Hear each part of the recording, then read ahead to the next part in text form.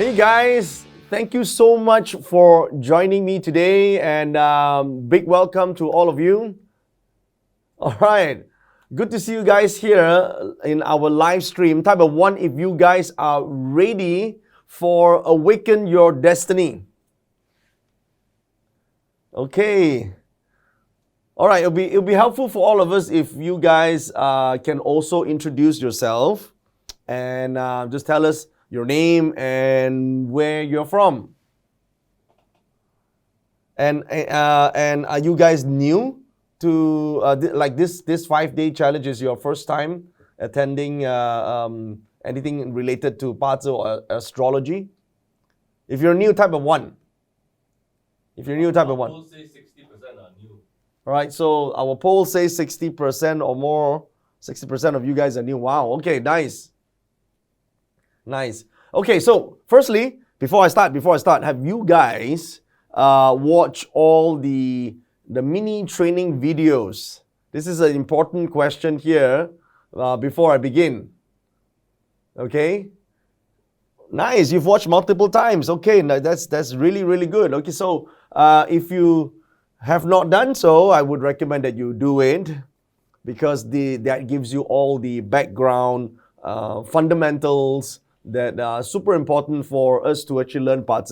Now, before I actually start, because I'm still waiting for all of you guys to join in, the important thing is that you're on our Telegram channel, okay?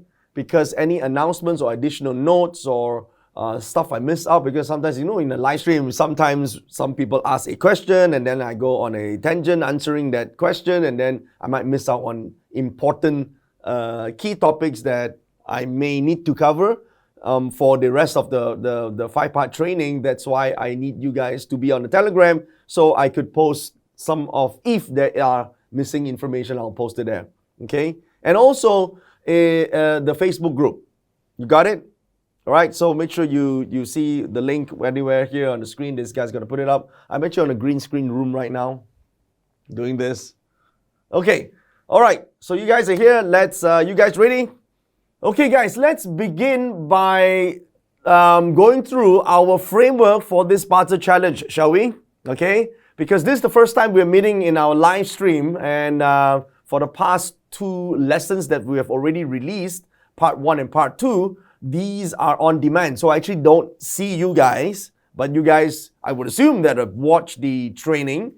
So we had part 1, which was released some time ago already, address the concept about identity. Okay, did you remember that? So we had about, 10, 15 lessons that were there. But the main concept that we introduced in part 1, if you've watched the training, is called the Parts Core Identity Atlas. How many of you guys been through that? Watched those videos? Type of 1. Number 1, okay. All right. Basically, it addresses the most important concept, the most important idea, which is a person's core identity, which eventually will lead to your calling, okay? Will lead to that. Yeah. So this will be the base of our reference for the entire Destiny Canvas. We introduced the Destiny Canvas. If you watch the training, the Destiny Canvas is basically the core of the entire 5-part challenge that we're doing right now. And it's also, guys, listen, it is also the entire framework for you to actually read your parts chart and or to design the life that you want for yourself or for other people. Okay? We'll work through this, okay? Not to worry. And by the way, for those of you who just joined us, I've said this many times in my Telegram channel, and I want to say this again. You need patience to learn. How many of you are super excited and you forgot about this keyword called patience? Just type of 1, right? You realize that this is a big study, vast study, because this subject is you, and you are a huge subject that has so much potential that it cannot just be covered by a mere couple of lessons. So you got to be a little bit more patient with your learning. But we'll get there, okay? Have this belief, all right? Have this belief that we will get there. We will, but you need patience, okay? So I will try to give as much as possible in a step-by-step order. I know some people are like, oh, just give me the examples. I can't give you the examples without the fundamentals in place. You got that? Once you understand the fundamentals, the terminologies, the concept, the reasoning, and more importantly, write this down, the right mindset. If you don't have the right mindset, the right perception and perspective of using and learning Pazi, and you keep using your old ways of, I need to see it in action to learn this, you keep doing that, that's why you can't learn. That's why you don't get it, because you're using what you think is the way to get there. It's not. Okay? I've been doing this for almost 30 years, guys. 30 years. So I have to be a completely dumb person if I don't see patterns here. Okay? I saw many patterns in how students learn, and I've improved along the way in how to teach this. So please, hear me now, believe me later. There's a reason why we do this step by step, especially if you're a beginner. I know, right, that you want to get this thing, you want to see it that way, you want to see this, but it requires patience. Okay?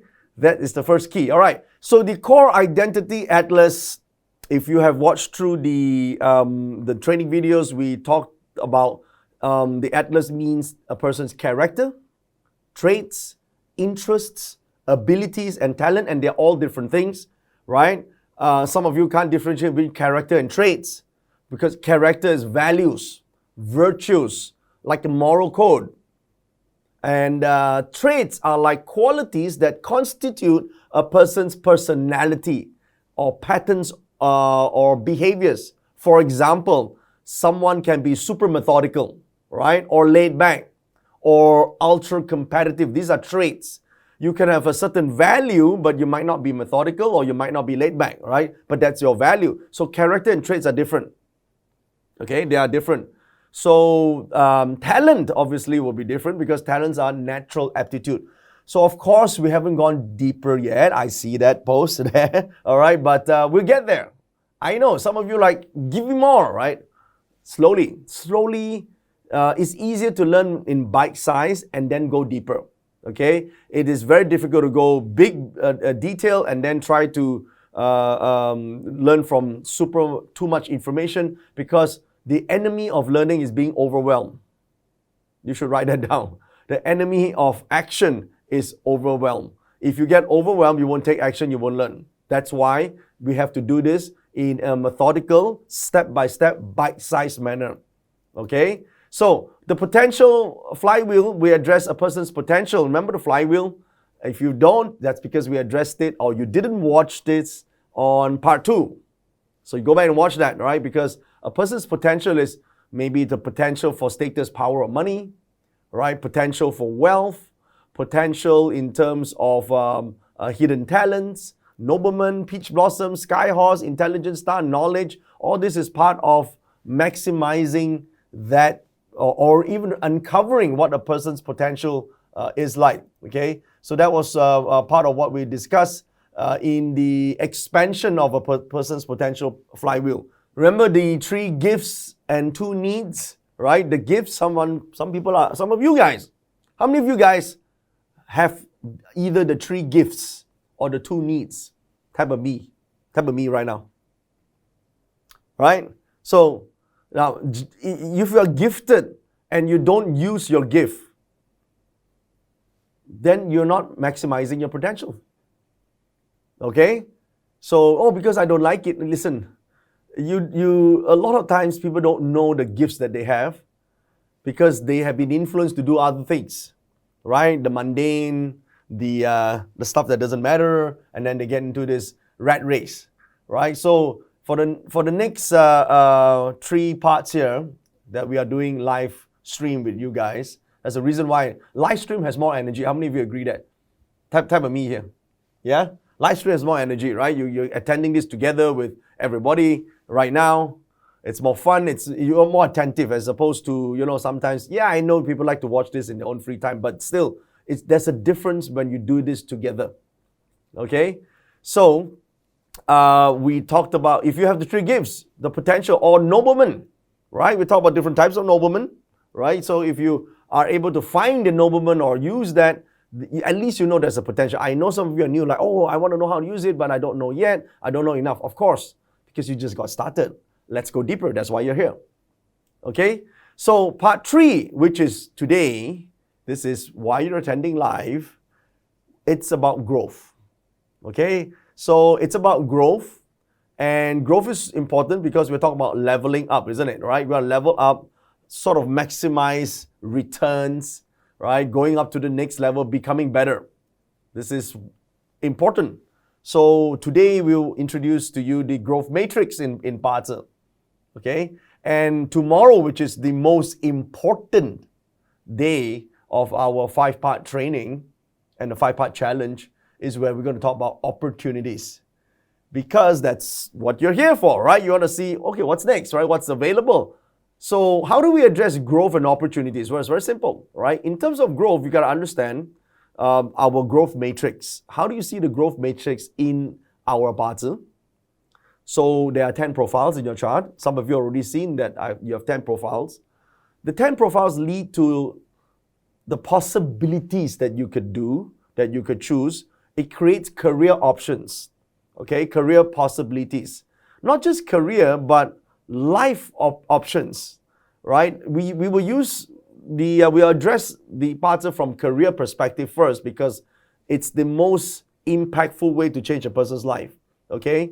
Because when you have a career and you have an outstanding career, a lot of other areas of your life you can actually help improve. Don't you think so? Right? At least money matters, wealth matters. You can stabilize. You have a more meaningful life because you're making better impact. You can help your family. You can have you can become more respectable, right? You can change things because your career improves, right? So normally it's a big thing when it comes to parts to help a person's career. How many of you agree with this? You want to do something about your career. I know some of you may say health, right? Yes, I totally agree health is important, but if you don't have the career capacity to create the stream of income and resources, at some point it's harder to improve health, right? At least you have the career part taken care of, then you have the resources to handle health. You say relationship is more important. Yes, of course, but with the career option taken care of, you can then have the time, you can then have the possibility of working on your relationship. So career usually is the first. All right. So today we might address some of this first because there's so many ways to address, so many things to address, right? But career options, 10 gods, right? Now, when it comes to opportunities, day 4, super important. This is when we talk about wealth capacity because career and wealth is different, right? And how do you manage change? Because change is unavoidable in any point in time, right? Especially now in period 9. So many things are changing, right? The whole world, don't you think the whole world seems to be fearful, right? Angry. So many people have these problems. The countries are look at the governments around the world, right? So change is going to happen, especially this year, right? 40 countries are going to go through elections this year. I mean, it's going to be a huge change. Yeah, so how do you manage change on a personal level? And how do you connect in relationship level? How do you raise capital, for example? These are all related to opportunities, okay? And of course, if you guys are staying for day 5, which I hope you do, day 5 is for the VIPs. For those of you guys, how many of you guys are already in VIP here? Okay, you're in VIP, that's great because we're going to talk about creating destiny through dynamic analytics, such as the possibility of looking at expansion in terms of your wealth capacity, monthly forecasting or annual forecasting and all that. Okay, so the topics right now are still fluid. It depends on you guys. Okay, I don't know how much to cover. How much do you want me to cover? Everything? How much time do you have, guys, to watch this live? Okay, live stream, 2 hours, maybe at most 3. Okay, that's what I will keep it within this range because that's your attention span, but we'll do that. Okay, now So we have an idea of where we want to go through now, all right? So opportunities will address the passion, purpose, and profit. And finally, we move on to transformation and destiny for those of you who want to take this further on day 5, okay? Now, today's goal in this live training, purpose is growth, right? Growth means at minimal, you want to turn plateaus, wherever you're stuck in right now, into launch pads to graduate or get into the next arena, okay? Or we're talking about leveling up, achieving and sustaining peak performance or better performance in our lives. So I think many people struggle with self-doubt from time to time, okay? I mean, no matter how successful you are, at some point there will be some form of self-doubt. How do we overcome that? So today, we'll have the tools to address that because you need to grow out of that. That's growth. How about feeling lost or misunderstood or misjudged? Any of you have the experience before? Type of 1, if you guys have that. Feeling a bit of lost, you felt misunderstood, misjudged, right? Unfair. So you need growth to get out of that. Otherwise, you get stuck. So being stuck is not a good feeling. Agree? Right? So we learn Pazi because we know that this is a powerful tool that can help us get unstuck. Because if you're remaining stuck in a cycle of unfulfillment and underachievement, it really sucks. Right? So the question is, how do we do that? So most people will think that, well, to do that, well, I just need to work harder than anybody else. Right? Because we're taught to do that. Work hard, work hard, work hard. But we all have heard of people saying, work smart, right?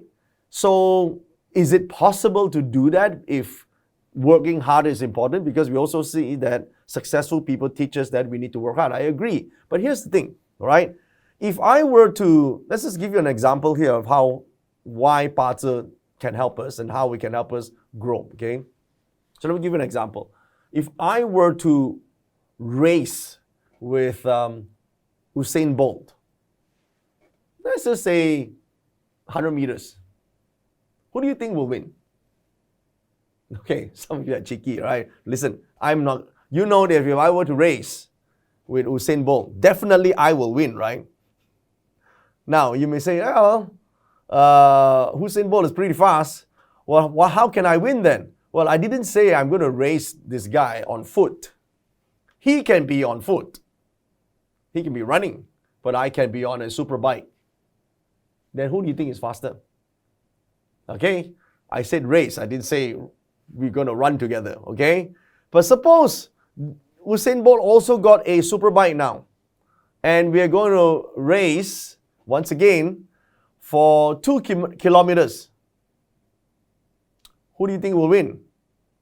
Well, you may say, well, depends on whose superbike is bigger. Well, I didn't say I was on a superbike. I could be on a supercar. Correct? Now, if we were to race, once again, from here to Japan, who do you think will win? That depends. If he's swimming and I'm taking a plane, definitely I'll win, isn't it? Well, the difference is this. It's the same amount of time and distance. The difference is leverage. And here's the thing. If you think about it, guys, I think you need to pay attention to this. This is super important because people are thinking, we need to work hard, right? Tell me the best industry that I'm going to be in. Tell me the most suitable career. Once we were done with today, you realize that this is not the way to use Pazi, okay? Because most people think that I just need to find a suitable industry, such as Usain Bolt doing running and he runs, and try to beat them at the game. That you work very hard, you get tired. But if you understand leverage, inside your chart, there are potential tools. There are the supercars, right? There are the bikes and the cars and the planes.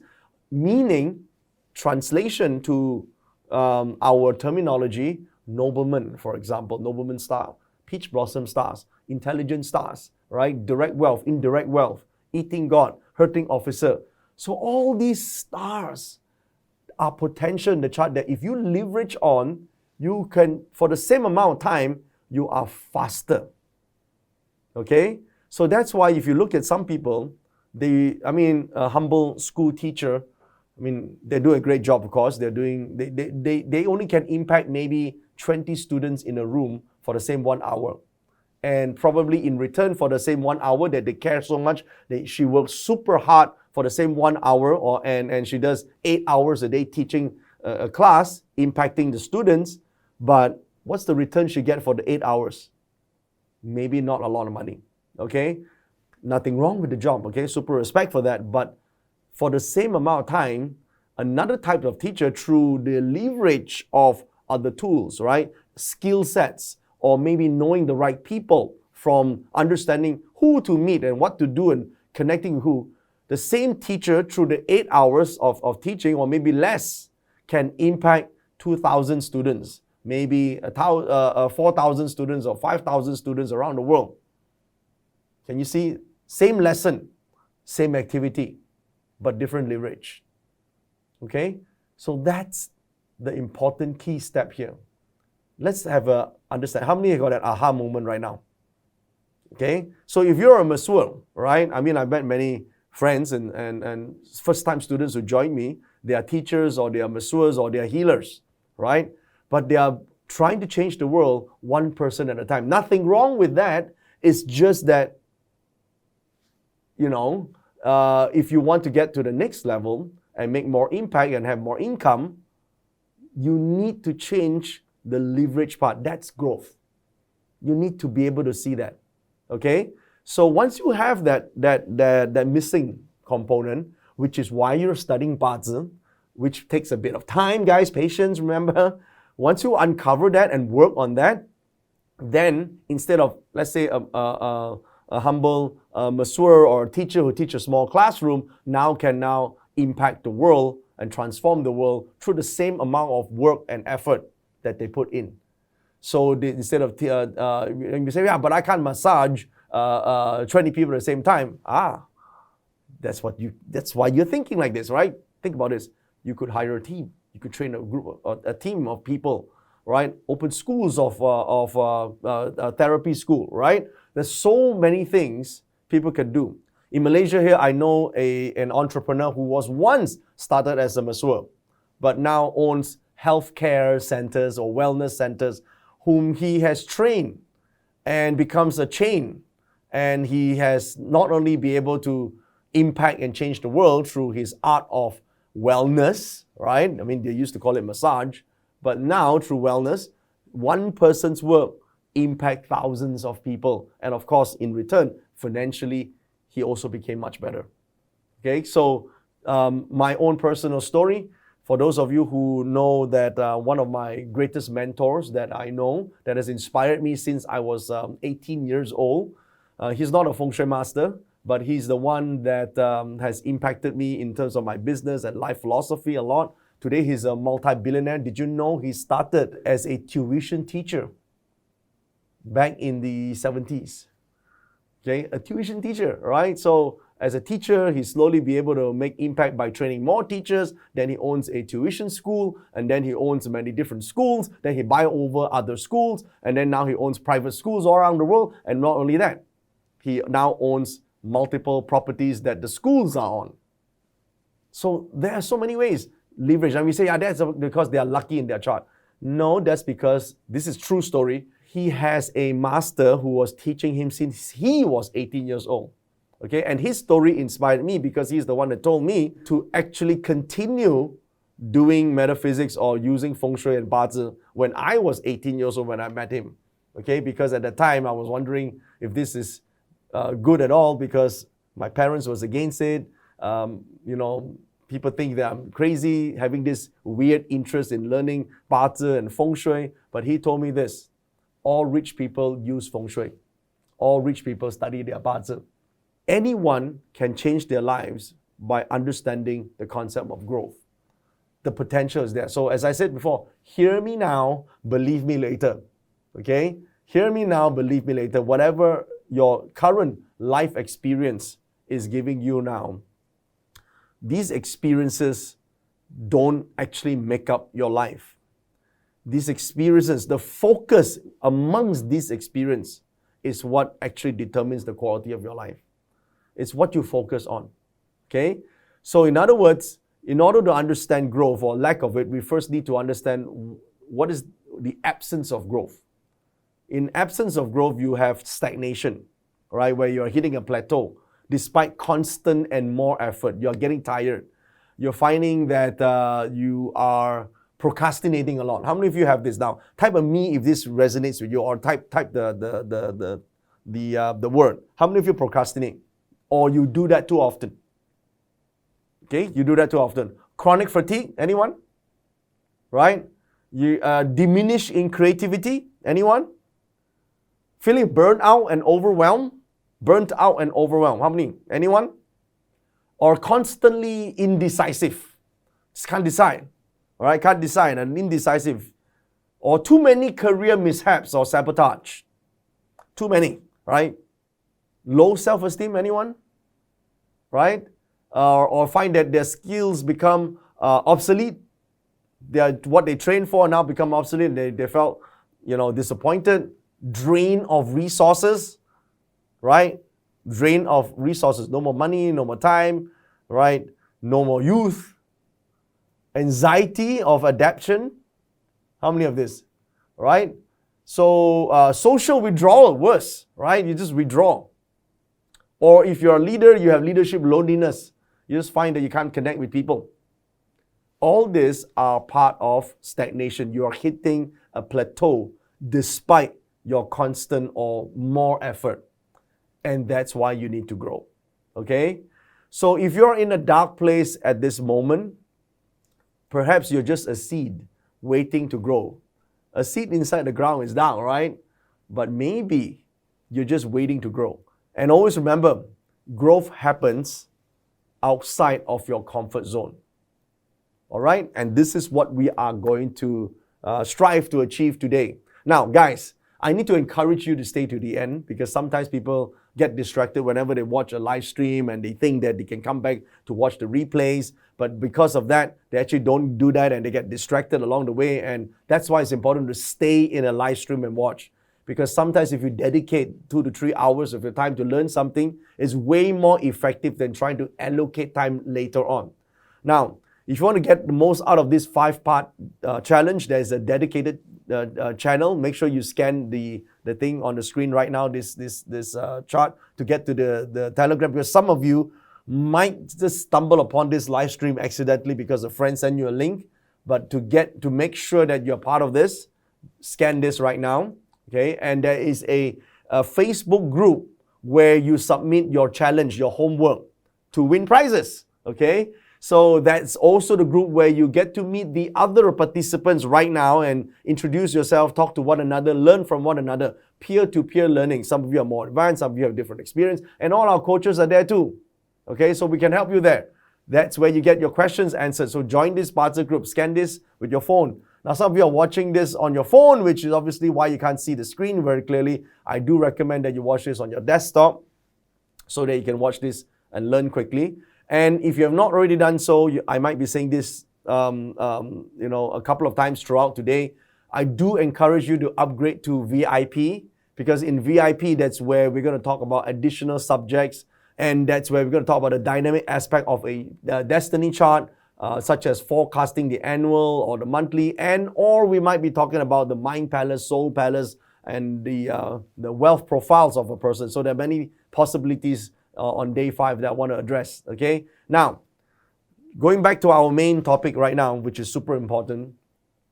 Now, from the Sparta chart, there could be many possibilities on why a person has the beliefs that kill their growth. Now, first, I want you to write these down, and then as we go through part 4 and part 5 of our Sparta challenge, I'll help you identify this and possibly eliminate them entirely. Okay? Again, it's a layer by layer thing. There is it's a process to learning, guys. Okay? So here are the thing. The 10 beliefs that kill growth are these. The first one, and I think it's primarily for a lot of people, is, remember I said patience? Because people expect sometimes that results should be fast and instant. Results cannot be fast and instant. to transform your life, to actually achieve growth, needs patience, requires time. Success requires a bit of time. Not a lot of time, but definitely not fast and instant. Okay, that's number one. Number two is some people believe that asking for help is a sign of weakness. Asking to be educated is a sign of weakness. So if you have this belief, either subconsciously, all right, or maybe because your ego prevents you from asking for help, that could be the main reason why you're stuck where you're stuck and you can't grow. Or you don't know how to ask for help. It could be the reason. You just don't know how to open your mouth in a way to articulate in a very nice way to get help. Okay? Or some of you, right, through the structure of your chart, just needs to be perfect. Okay? Now I know you guys are saying, all right, how do I see this? How do I see this? Listen, we'll come to how to recognize this from the Bazi chart. But before this, first know the end result, and then we're going to reverse engineer and say, because you have a problem with this, then it becomes harder. For example, if your output elements are hidden elements, it's harder for you to express and ask for help, as opposed to those who have the output element on the top of their stems. This is later on as you learn Bazi, the technical aspects will come out. But right now, I need you to recognize the signs, the 10 beliefs first, okay? Because later on, we can attach the meaning to it. So the fourth ones are dismissing intuition completely. So over time, as they grow up, they sort of stop listening to their inner voice, and they start listening to a lot of too many advice all over the place, and that's why they got stuck. Okay? They keep asking for opinion from other people, whereas they dismiss their own opinions internally. And number 5, fear of paying the price of success. You should write this down. The cost of inaction often exceeds the price of progress. Because of fear. Okay? I need you to write this down as well. Fail to invest in your ascent, and you'll pay dearly in your descent. This is super important. Okay? Super important, because this is number 5. Number 5 is fear of paying the price of success. I've said this before in my other training, but I will say this again. There's a price to pay to become successful. Yes, of course. Like learning new things, meeting people, hosting dinners, paying for networking, paying for your education. But here's the thing. There is a bigger price to pay for failure. You pay for the rest of your life as a failure, right? There's a big price to pay for great relationships. Yes, of course, right? You gotta, pay for the well-being of the other person, right? You might even have to pay for his or her family sometimes. You might need to take care of him or her, take care of maybe having nice holidays together, etc., etc. But there's a bigger price to pay for bad relationships in your life, okay? Or the betrayals and the hatred and the resentment, that's a bigger price to pay. So would you rather pay the price that you are willing to pay, or you pay the price of your descent? That's a price to pay for good health. Do you agree? Price to pay for good health. In order to have good health, you got to have good food, quality food to eat. You got to have proper exercise. You got to do the work, right? You got to take care of yourself. You got to have your vitamins and supplements, etc., etc. You got to have your checkups. All cost money. However, there's a bigger price to pay when you end up in the hospital. Right? You may say, yeah, but some of the medical is free. Yeah, but suffering the pain of poor health, that's a bigger price. Okay? So, that's why the fear of paying the price of success is one of the beliefs that absolutely kill growth. Because of this mentality, that prevents you from growing, and that's why you're paying the price for failure. Okay? So, number 6. Unlearnable traits, because some people believe that it's unlearnable. For example, leadership, creativity, strategic thinking. They believe that these are natural born talents. That's why you'll notice today I'm going to talk about that. They ask, do I have these talents? No, these are not talents. These are not talents. Okay? This might be some form of capabilities. It's definitely learnable. Okay? You can attain this. It is possible to attain some of this, because it's the wrong belief that you need to be born natural leaders. They say, are there natural born leaders? All leaders are naturally born. Have you seen one that are unnaturally born, came from a stone? No, all leaders are naturally born. So are you, right? Are you naturally born? You are too. So therefore, it's not about whether they are born with skills. It's a question of whether you can activate some of these. Everyone has their own strengths from your chart. Okay? Now here's another belief. Number 7, you believe that hard work alone is the one and only track to success, and I can't work hard, therefore I cannot succeed. Okay? So it's not true. Because as you now know, working hard alone without understanding your potential, without maximizing your potential, without actually leveraging, remember I said leverage earlier on, you don't use the leverage, then you won't have the growth that you want. You're going the wrong direction. And number 8, obviously, is fear of failure, right? Some people don't admit it, but in ways they don't like to be seen not to be able to do something, right? So fear of failure is a big belief that stops them from achieving anything. At least it stops them from growth. Or some fear change. It's just fear doing something different, right? Fear of learning something and then they have to change. Wow, which is terrible.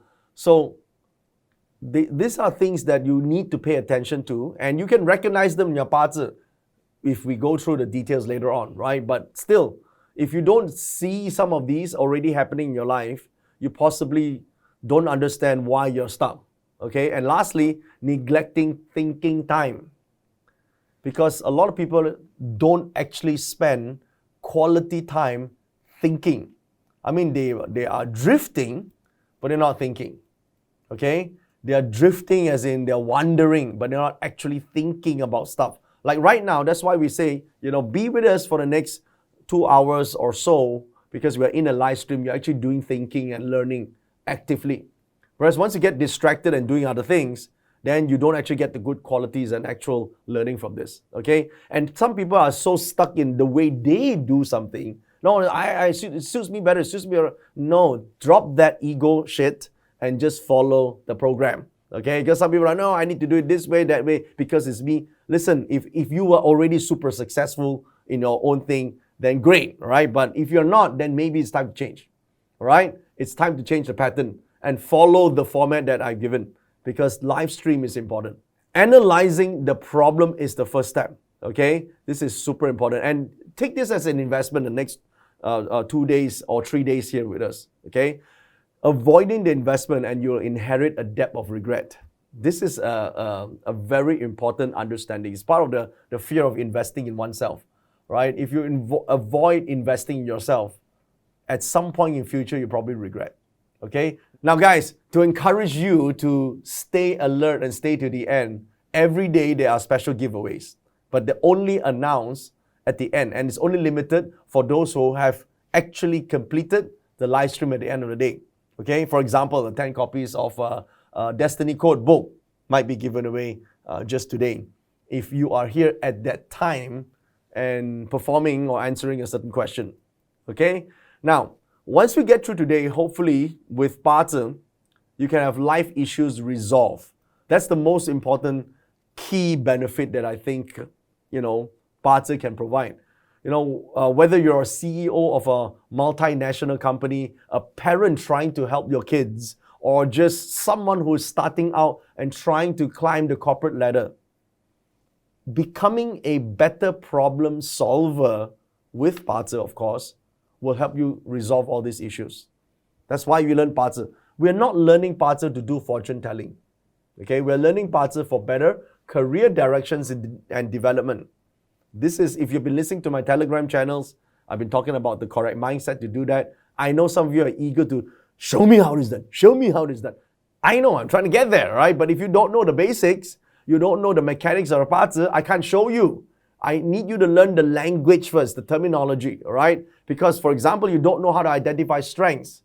If you don't know how to identify strengths of a Parton chart and the 10 God profiles, you can't find the possible career paths. So once you know that, once you understand the terminologies and the techniques of doing that, then of course you can address career direction and development. You can find the paths where you can give you maximum potential for growth, just based on your chart. Okay?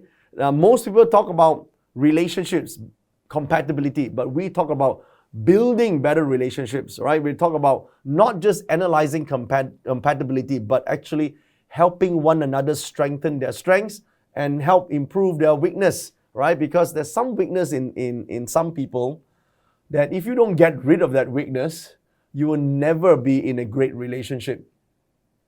Period. Some people have this big problem. They just don't realize that they need to fix that. If you fix that leakage, right? Because nobody wants to be connected with a baggage.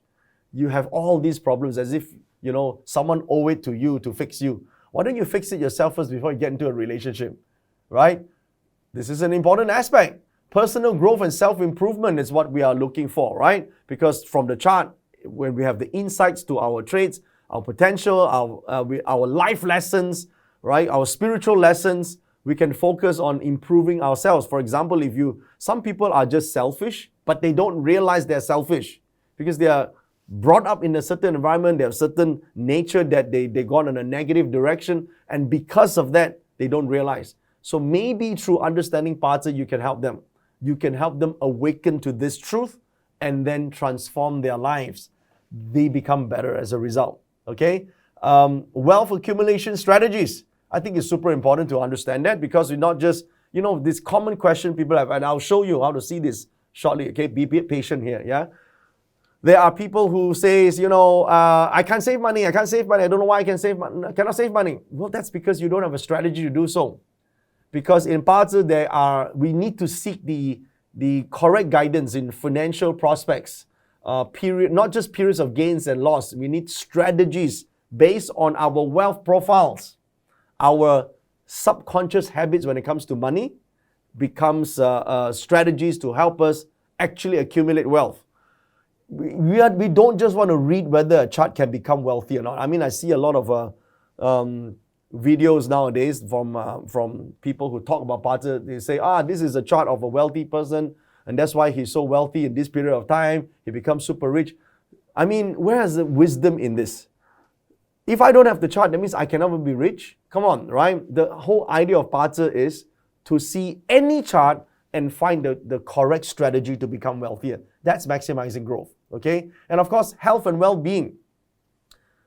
The highlights of the person's health issues, right? Periods of vulnerability and suggesting preventive measures is in fact super important when it comes to using Pata, okay? So it's not just analyzing a chart whether someone will live long or not. It's about living a great life, okay? And one of my favorites is family dynamics, family issues, right? Offering insights into how to see the dynamics, facilitating better understanding and resolution, educational learning pathways, right? Overcoming obstacles and challenges. All this are part of learning Pata.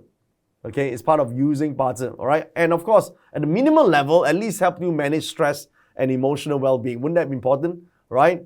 In order to understand that, and some of you who are going to study the advanced Pata, then you want to know about your soul palace and your mind palace, because your soul palace and your spirit palace talks to you about your life purpose, your spiritual growth, right? Provides insight into maybe your life's mission and potential for spiritual development.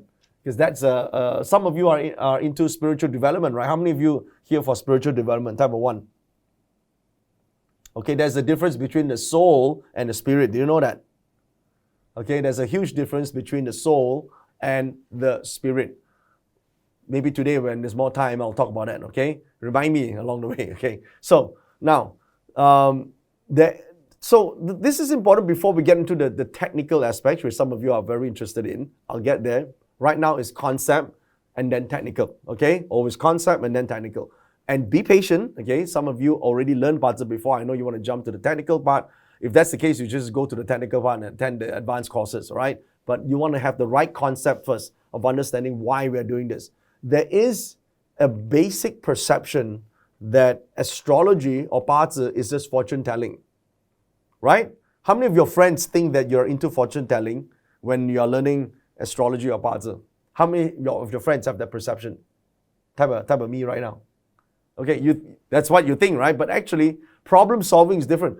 See, the focus of fortune telling is to predict outcomes based on a predetermined fate, which is not what Parza is about. Yes, your Parza is set up, but that's the predetermined part, which is just the chart. But the chart only has 8 characters, as you know, right? So we want to focus on problem solving, which is strategic planning and actionable insights for navigating life's challenges. Because when you're using the so-called predetermined fate chart in everyday meeting the right people, doing certain things in a career, getting married, not getting married, what do you do in a marriage, etc., you are navigating it. So in terms of Parza, we should be using it for navigating challenges. I know you're going, how? How comes from first knowing the tactics first, then we'll go down to the details, okay? There's a long story to talk about. Now, the approach to fortune telling is passive reception of one's fate and or so-called future events. It's very passive. But problem solving, our method, the JY method, is proactive engagement with your potential and current circumstances. That's growth for us. Okay? That's what I mean by growth. Let's have an understanding first before we go on to what does this chart mean. Because I know some of you are like, what does the DE in my chart means? What does the direct wealth in 7 killings mean? The meaning, it's the least of your worries right now. I know you're hungry for it, but for now, take this desire to know every single content. And by the way, there is a Parzapedia for this, okay? I've written a Parzapedia. Can you show a picture of the Parzapedia? Right? The Parzapedia has all this stuff. What does the DE mean? What does the DE in here means? What does the 7 killing means? And people read this stuff, right? I mean, with so many copies, we sold this like 2 or 3 years. They have all the meanings there, but they can't do anything with it if you don't understand what I'm about to share with you. Okay? Because how you use what means in this pedia is where the value is why you learn Parza. Okay? So using the stuff that is from the Parzapedia, everything you want to mean, right? 7 killings, what does it mean? 7 killings in emptiness, what does it mean? Death and emptiness, what does it mean? Everything, what it means. All this means something, but it doesn't do anything because you are looking at just static information. Because in your life, you have a current circumstances which requires proactive engagement. And once you understand this, that's when you're problem solving. Okay? Now, for some people, the what is often centers around thinking, if I have a DE, DE by the way means death and emptiness, or if I have a 7 killings, they think that it's sort of outlining a certain future events, good or bad fortune, right? Like for example, a person might have a clash in the chart and quickly in their mind they think that's bad fortune. If you have that approach, you are fortune telling. That's not our approach. Our approach, the JY approach, emphasizes on understanding yourself, what the clash actually indicates in terms of your circumstances, improving the personal and professional life through understanding what the clash actually can contain, and then make informed decisions based on what you have in the chart. Now, when you do this, you solve a problem. Okay? So sometimes people expect that, I have this clash in the chart, or I have this DE in the chart, which is worse. I have 2 DEs in the chart, or I have 2 clashes and a harm in the chart. All these terminologies, right? They think they rely that there's the life is already predetermined, right? So whether or not significant effort doesn't really matter because my life sucks. It's not. In our chart, we must look for the good. When we look for the good, we empower ourselves to take control of your life, our lives, and actively work towards a desired outcome. So we only need to see the 1 or 2 things that are good, which is what growth is about. Okay, and especially tomorrow when we talk about opportunities, we want to seek the one opportunity and work on that. We don't really care about what all the other clashes and harms and how many DEs in your chart. If you want to know about all this, go and read the Parzapedia, right? Or read my 17 books on Parza. You'll find the answers, okay? The short version is the Parzapedia. The long version is read all the 17 books, okay? But all the what is this and what is that, the isolated meanings, okay? By the way, most DEs are fucked up, all right? So But don't listen to the fucked up. That's just the definition. There are so many ways that your mess can become your message in life. Okay? How many of you have a fucked up aspect of your life, right? Certain parts that you really don't really like about your life. That's the DEs and the clashes and all that. It's okay. That can be turned into a powerful message to inspire other people. Okay? So please, empowerment comes from taking control of your own life. All right? So we need to understand what the parter aspects can tell us in terms of focusing on strengths and areas of growth, right? So change is definitely achievable through personal effort and adapting strategies based on your chart, not saying external things happen to you and it's going to be beyond your control. All you need to do is accept them. No, we don't do that, okay? And I am in the favor of active participation in shaping our destiny. How many of you are in favor of that as well? Active participation in shaping our own destiny and overcoming all obstacles. Okay? So we don't want to read a chart in terms of whether it is misfortune. Even if you have all the DEs and 7 killings, right, in the chart, right, super zero element of wealth, all this, if you want to read misfortune, there are many misfortune, all right? What's wrong is always there in the chart, but so is what's right. Okay? What's wrong is always there in the chart, but so is what's right. I need you to focus on the good, and I will show you how. But you need to be patient, okay? You need to know that this is the long game, yeah? So we don't want to focus on just one or two things. Oh, I have the chart, I have the wealth element. Just because you have a strong wealth element, not knowing what to do with it is pointless. You're happy for a moment, right? But if you want to be happy for a long time, then you need to make progress, okay? So that's what the understanding of growth means in the chart.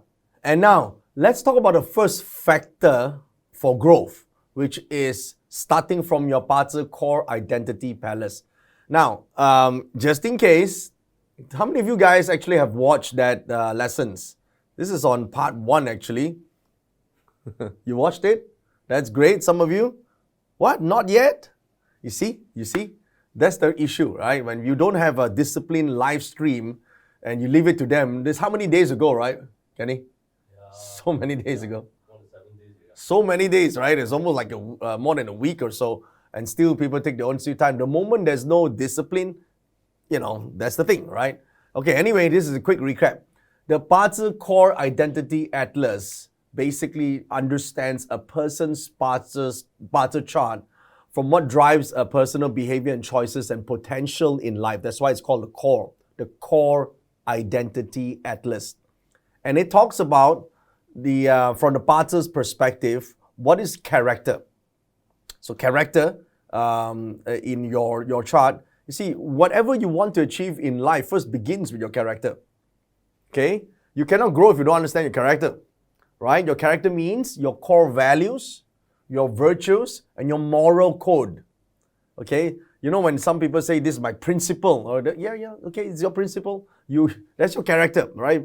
Principle basically means what you value. Okay? What is important to you.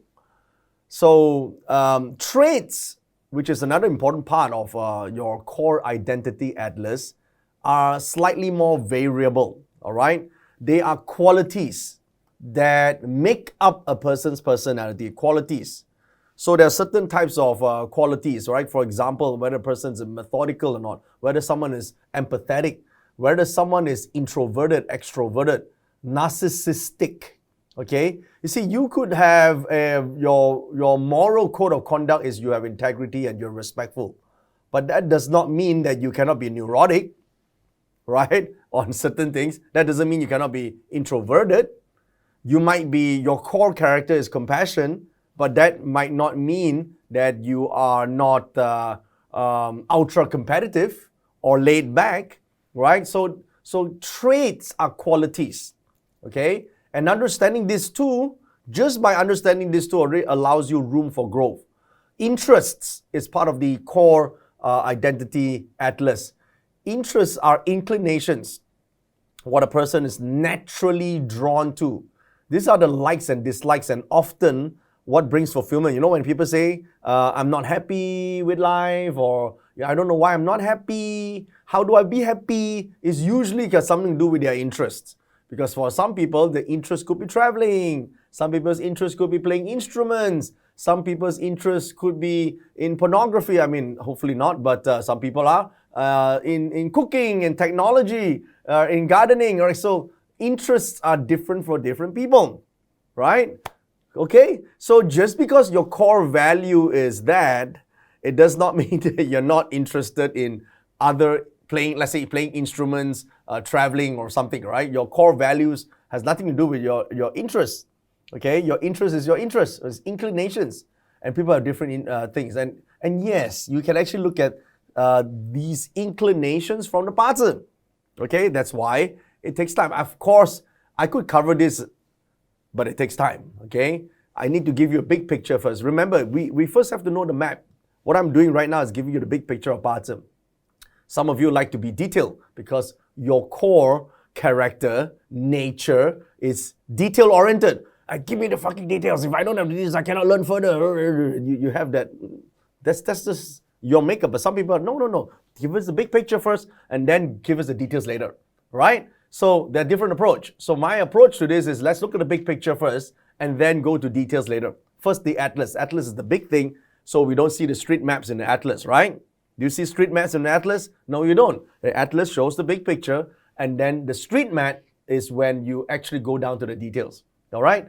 Abilities are soft skills, like communication ability, teamwork ability, problem-solving ability. Leadership is an ability. It's a soft skill. You can learn this, right? Time management. These are all part of ability, and talents is different. Leadership doesn't fall under talent. Leadership fall under ability. Okay? Talents are natural aptitude. It's usually based on a profile of a chart, which we'll cover some of this today because people like to ask about what's my most suitable career, right? Because all they want is suitable career. If you have that mentality right now, I need to virtually grab you and put you on the side first because you believe, and by the way, it's a wrong belief. You believe that as long as you're in the right career, you'll be rich. It's not. It's being in the right career basically is the path of, low resistance. Obviously, it's easy, but it doesn't mean that you'll be successful. It just means it's easy, okay? And I'll explain to you exactly why later on, that you shouldn't be looking at this. In fact, you should be looking at path of maximum resistance for greatest impact in the world, right? Greatest impact means you're doing something great and achieving, if money is your goal, then you're achieving much more money, all right? And not living a shitty life, right? You're living a shitty life because all you think about in your limited perception is that as long as I find a suitable career, it will be good. No, a suitable career is why you're stuck, okay? Because it's suitable, right? And I'll tell you why later, okay? So natural aptitude is some people are musically inclined, athletic, right? Mathematical abilities, linguistic abilities, good memory recall. These are called natural aptitudes. They're talents. And yes, these are very specific to that person. Some people are talented in something. Some people may not be talented in something. Now, why is the core atlas important? Why? Because we say growth. When we say growth, we are essentially saying, let's look at the core atlas, this core atlas, and what do we do with it? We want to unleash the potential in it, unlocking the treasure trove of untapped potential. Because we didn't know we have so many things, right? So if you neglect this, you'll be walking through life with your eyes closed. It's like not knowing what's happening. I don't know. I have this aptitude. I can't even differentiate between aptitude, natural talent, and abilities. I always thought that leadership is you got to be born with it. No, it's actually an ability. Maybe my chart is good to, I have that and I can learn it. Maybe my chart is not so great at it, but I have other abilities, okay? If you need to be an architect of destiny, we have to grasp the intricacies of our character to shape that destiny. I hope you get that point down, okay? If you don't do this, you're building future on quicksand. That's the thing. Because you actually don't know character means value, by the way. Yeah, some people are very shaky on what is value to. They don't understand it's their values. Values means what's important. I use layman terms because I used to don't know what is my values in life. What are your values is what's important to you. What is important to you? Okay, what's important to you is what different than what's important to me, right? That's called values, right? So if you don't grasp the intricacies of what's important to you, meaning character, you can't shape your destiny. Okay, there will be lack of clarity. Because of lack of clarity, you don't take action. You get scared into, not knowing what to do. You are fearful. People will not be fearful if they have a clear path to walk. If they understand where they are now and where they want to be, and there's a clear way to get there, they will not be fearful. Okay? In fact, they will have been driven to get there. When you don't see that path, that's where people get in trouble. That's why they can't grow. 八字, why we need to know the terminologies is so that we achieve that clear path from A to B. Okay? So in order to do that, some of you are not very patient with this, but you need to be patient because in order to do that, first you need to know what's holding you back. If you don't really face the truth of what is holding you back, you cannot get to where you want to be because you keep thinking that it's the circumstances that is causing this problem. And circumstances is where some of you are asking, what does the DE mean? What does the clash mean? I got a clash with this pillar. I got a clash with that pillar. I got this luck pillar. And All these things are circumstances because anytime it deals with the luck pillar, it's just circumstances. But these might not be the main point. The main point is within your chart, there are certain setups that constitute that blockage that is actually holding you back. That fear, because you actually don't see a clear path. That's why there's so much anger and resentment. And by the way, anger and huge resentment in a person's life, not even sadness, is these two things, is the one that mainly cause a lot of failure in a person's life. Okay, in people's life, they fail because they're just so angry, right? Or there's resentment in them.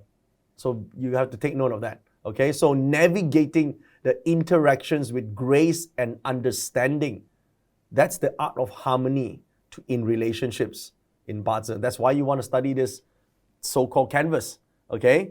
So otherwise you're walking on eggshells in the ballroom of your life, right? You're like, I don't want to get triggered. Why people trigger me? I get triggered to get angry. If you keep saying I get triggered, it's because you don't understand your character and traits and nature. So you easily get triggered. By the way, this is your emotions. Why is it that someone else has a remote control to your emotions? You get triggered by other people and suddenly you feel pissed off and angry and all these things and all betrayal and you become unhappy. You need to do certain things. You need to get revenge and all that.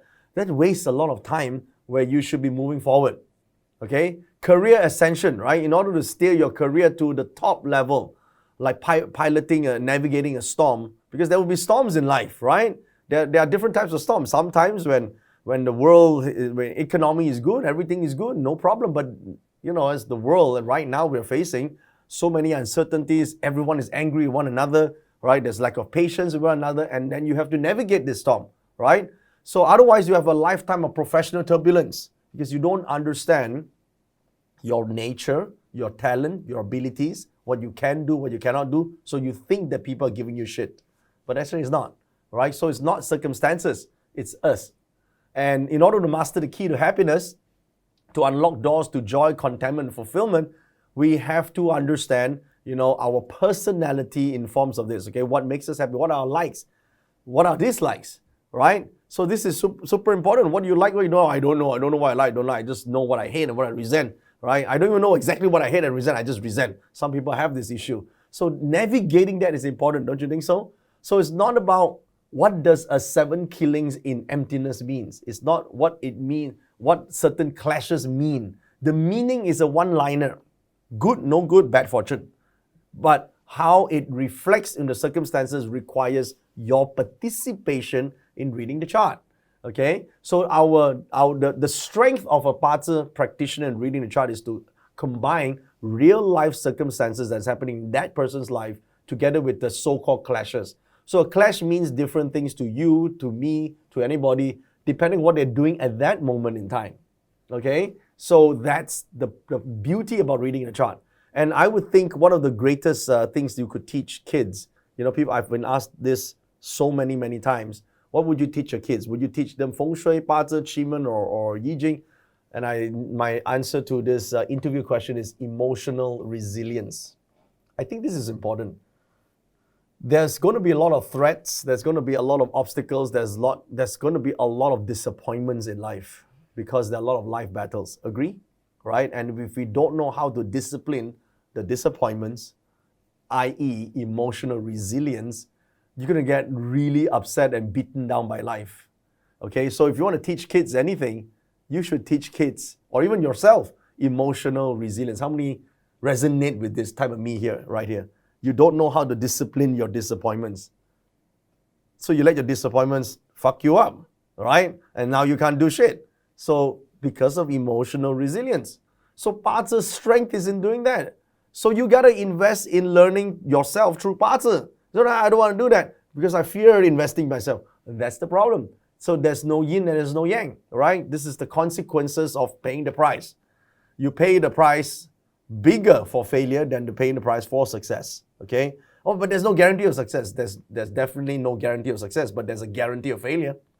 Okay? So that's the thing, right? So people don't see that. So hopefully you understand that understanding your boundaries, building walls of resilience, that prepares you for life balance is the power of emotional resilience. And that's your makeup of your character. Okay? So this tells us about a person's nature. And of course, your core identity atlas also helps you when you align with the right opportunities, the right people, and right moments by being the best that you could be, right? In terms of a better character. You see, character can be good or bad, right? Some characters' moral code is so strong that it prevents them from success. And these Chinese people have this problem, right? Not all, but a lot I see this. Oh, 我有骨氣. How many of you understand what I just said? 骨氣. Yeah? Direct translation is bone energy. How to say 骨氣. So, yeah. So to which I'll basically it means it's some words in Chinese is very hard to explain in English. Basically, it means my self-esteem, but in a different way. In my identity, right? My virtues, my moral principle, and it is as strong as iron. Okay, and nobody can take this away because it's my self-respect, right? It's my thing. So normally when people say because I got quad hay, I would say how much per kilo? That's the thing. It's just a strong ego, and the closest word to in English is ego. That you have an ego is an identity that you have falsely identified with as being you. And because of this, you cannot change. Like, for example, oh, this is my principle, and therefore I cannot bow down and apologize and do something. Okay, fine. But that could be the reason why it is blocking you from growth. It's blocking you from doing certain things that's so-called beneath you, right?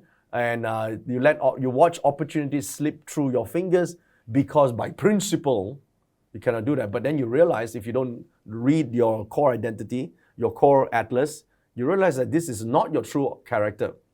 Your true character could be compassion. Your true character could be, other things. Definitely not this false character. This false character is caused by you watching too much television, right? And watching other people's identity that you have adopted to be your own. That could be the thing. Okay, so that's why it's important that it helps people who are so-called egoistical, right? Egoistical basically means they identify with something that they're not, and they thought that this shapes their life. So that's why it's important to understand this, okay? Now, in the next 3 days, right here, I will give you bits and pieces more of what the Pazi Core Identity Atlas is about. For all the basics, please refer to the part 1 and part 2. That gives you an idea. Part 3, part 4, part 5, if you're staying for the VIP, there will be more bits and pieces about the Core Identity Atlas where you get to uncover aspects of this that can help you, okay? Now, for some of you who are the achievers, some of you are the achievers here who want to go further because you know that understanding Core Identity Atlas is what helps you in your work, in your relationships, in dealing with people, and you want to learn more, then I do recommend that you take up the Pazi Core Identity Atlas training program. And this training program is going to be available sometime mid-year this year. Okay, now again, all our training programs as a standalone program is $1,997 only if you're interested. Again, no pressure. Okay, but if you feel that there's value in this, then I do recommend you taking up. Now, how many of you guys here would like this full training on Core Identity Atlas absolutely for free? How many of you would like that? Okay, type of me right now.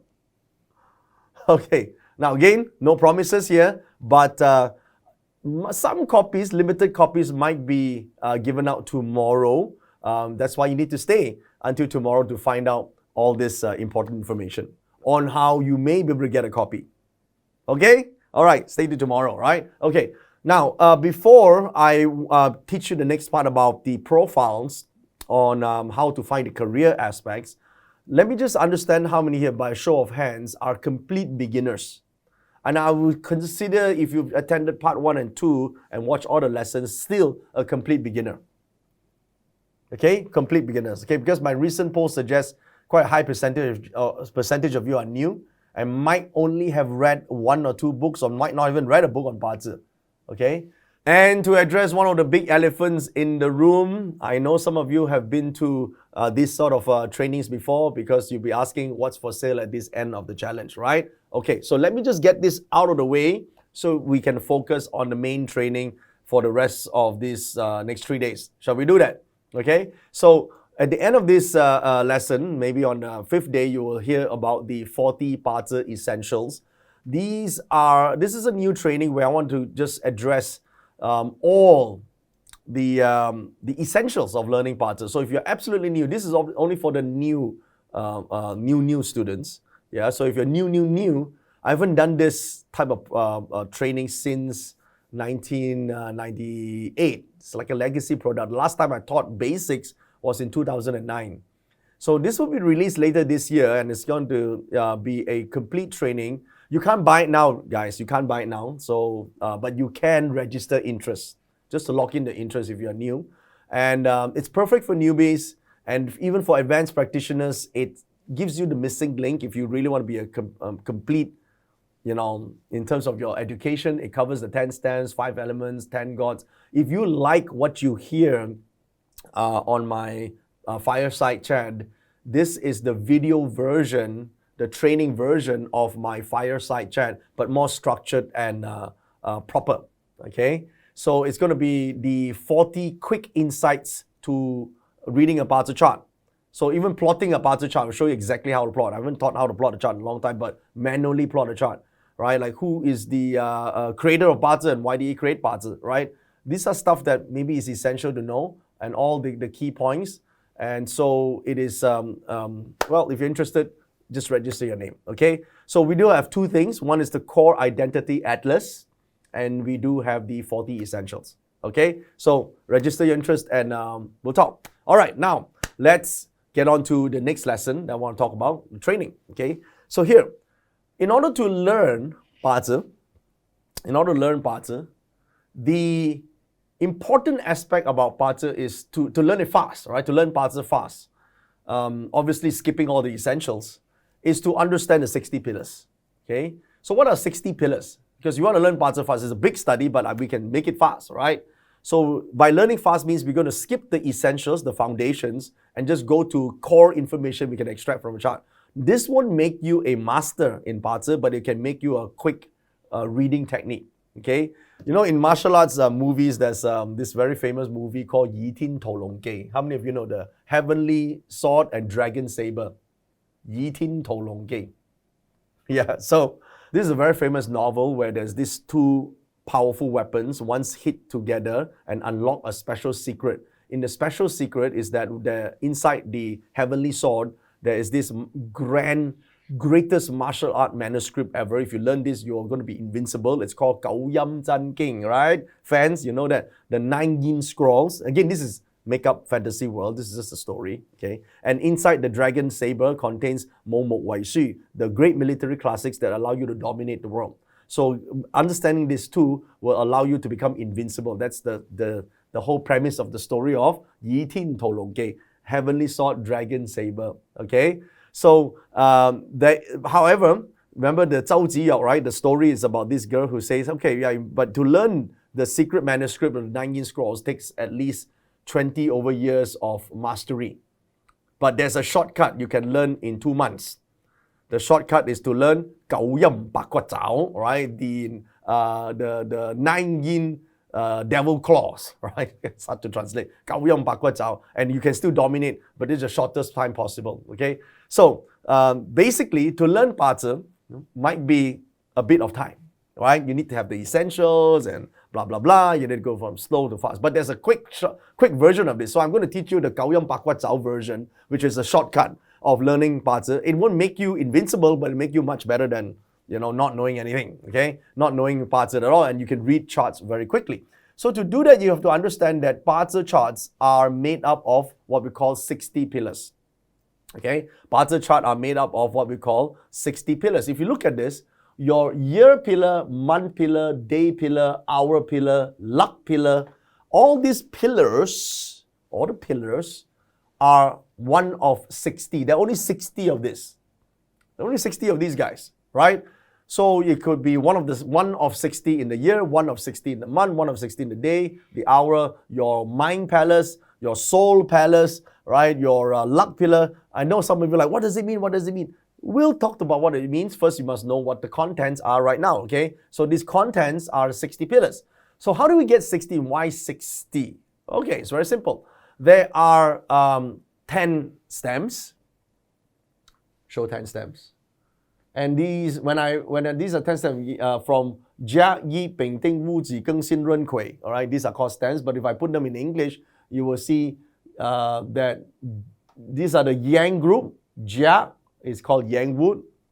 The Yi is Yin wood. Bing is Yang fire. Ding is Yin fire. Wu is Yang earth. Ji is Yin earth, and so forth. Right. So these are the Yin and Yang of the stems.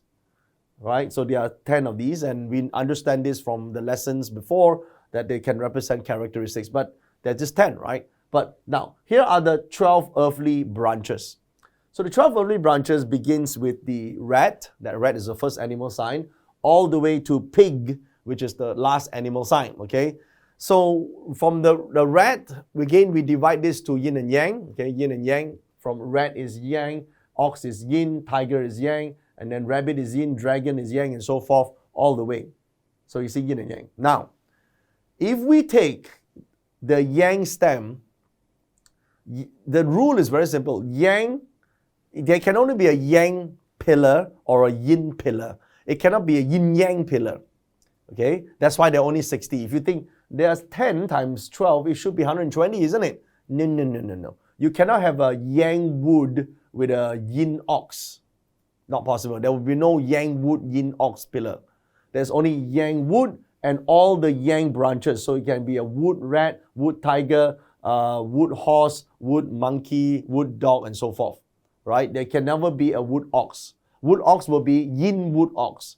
So the yin stems go with the yin animal signs, and that gives us the yin pillars. So together, it makes 60 different pillars. Okay? 60 different pillars. So these 60 pillars you put together is this entire table here. If you notice that every 八字 is made up of one of these pillars. One of these pillars make up your 八字, year, month, day, and hour.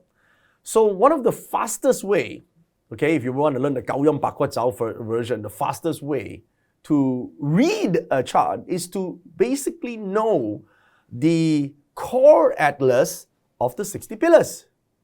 Every pillar has its own character, has its own traits, has its own likes and dislikes, has its own abilities, has its own talents. Every pillar. So every pillar here, on the year, it can represent certain things. On the month, it can represent certain things. On the day, it can represent certain things. On the hour, represent certain things. And on the luck pillar, also representing certain things. And of course, for the advanced users amongst you, when it is inside your soul palace, or your spirit palace, your mind palace, for example, it also can represent different types of potential. So won't you think it's easier to understand 60 different pillars than to try and understand 17 books on 八字, right? So 17 different books. Of course, you got time, you can read that. I don't mind. Or if you want to learn 八字, it will take a little bit of training and time and patience. But you say, I don't have freaking patience. No problem. 60 pillars will be the easiest way to shorten that pathway in the most significant manner. Now, I can even shorten it further by giving you this infographic. Okay? So the 60 pillars here, if you want to get this graphic, I want to use this as an enticement for you to do your homework, because there's a part that I want you to do practice. And when you do your homework, you submit your homework, then you can get the summary of the 60 pillars. Okay, super easy. Now, for those of you who say, no, I don't want a summary, I want to learn a bit more, then the second way to learn a bit more is to go through the Patsapedia. Right? The Patsapedia has information about the 60 pillars. In fact, there is a whole new Patsapedia that just focuses on the 60 pillars itself. So we're working on that, and this will cover every information, but summarized version. For those of you who have the patience to go for years in Patsa, then I recommend that you read the classical books on Patsa, which also goes through the 60 pillars. But summarize it. Simplify is the best way to do it. Okay? So now, at the challenge at the end of the day, right, we will unlock a special 60 pillar graphics for giveaway. All right, so if you guys want this, then make sure you participate in the challenge. All right, super important, because 60 pillars gives you the shortest way possible to understand Core Atlas. Shortest, fastest, easiest. So how do we actually utilize this in actual Patsa, right? So super easy. Right? When we look at Patsa, there are the traditional approach. The traditional approach requires a person to actually understand each stem, born in what season, finding useful God. There's an actual traditional approach. That approach, it's a bit time consuming and it requires a lot of practice. Not to say that's wrong, it's still right, okay? But it's the essentials, people study that. But some of us who are working, right, we need fast, we need to do something quick, we need to be able to get results. So the way to do that is to look at each pillar as a personality. Look at each pillar as having its own core atlas, like a country within the atlas. Each country has its own culture, people, rules. Rules are like values, right? Potential, right? They have their own goods for sale. So if you look at this and how they interact with one another, it's more like looking at different personal stories. Once you understand, stories is easier to understand, by the way. Once you understand each group of this, and by the way, 60 is still a lot. Can you shorten it? Yeah. 60 actually refers to only 6 different groups. There is each group, we call it a stream. Okay, so you can actually further divide to 6 groups and make it even easier. Okay, so there's the way to break down Patsa, to understand, to use Patsa, is to chop it down to digestible size. And that's why I want to show you how it can be done. And I learned this through my 30 years of experience now after teaching this for so many years. I taught a traditional way, and I also taught the shortcut way. The shortcut way seems to work better for a lot of working people, all right? As in people who are working and struggling with handling so many duties and responsibilities in life, this will be the easiest and fastest way in acquiring Patsa. Okay, so, I went from 8 people in my first seminar to 25,000 in my most recent seminars, all right? So I know certain things that work better, right? I went from struggling to write an essay. I went from failing in English to publishing over 187 books on metaphysics. Okay, and Patsa alone has 17 reading books. So yeah, I'm telling you from my personal experience. Now I speak to more than 12,000 people live on stage, and thousands of you now across here live stream, and I've never taken a speaking class. Never taken a public speaking class. And I went from never ever having a job. I've never applied for a job my entire life. Never sent a resume, ever. My first day ever when I come to the workforce is doing this work. And I went from students to today consulting for Fortune 500 companies.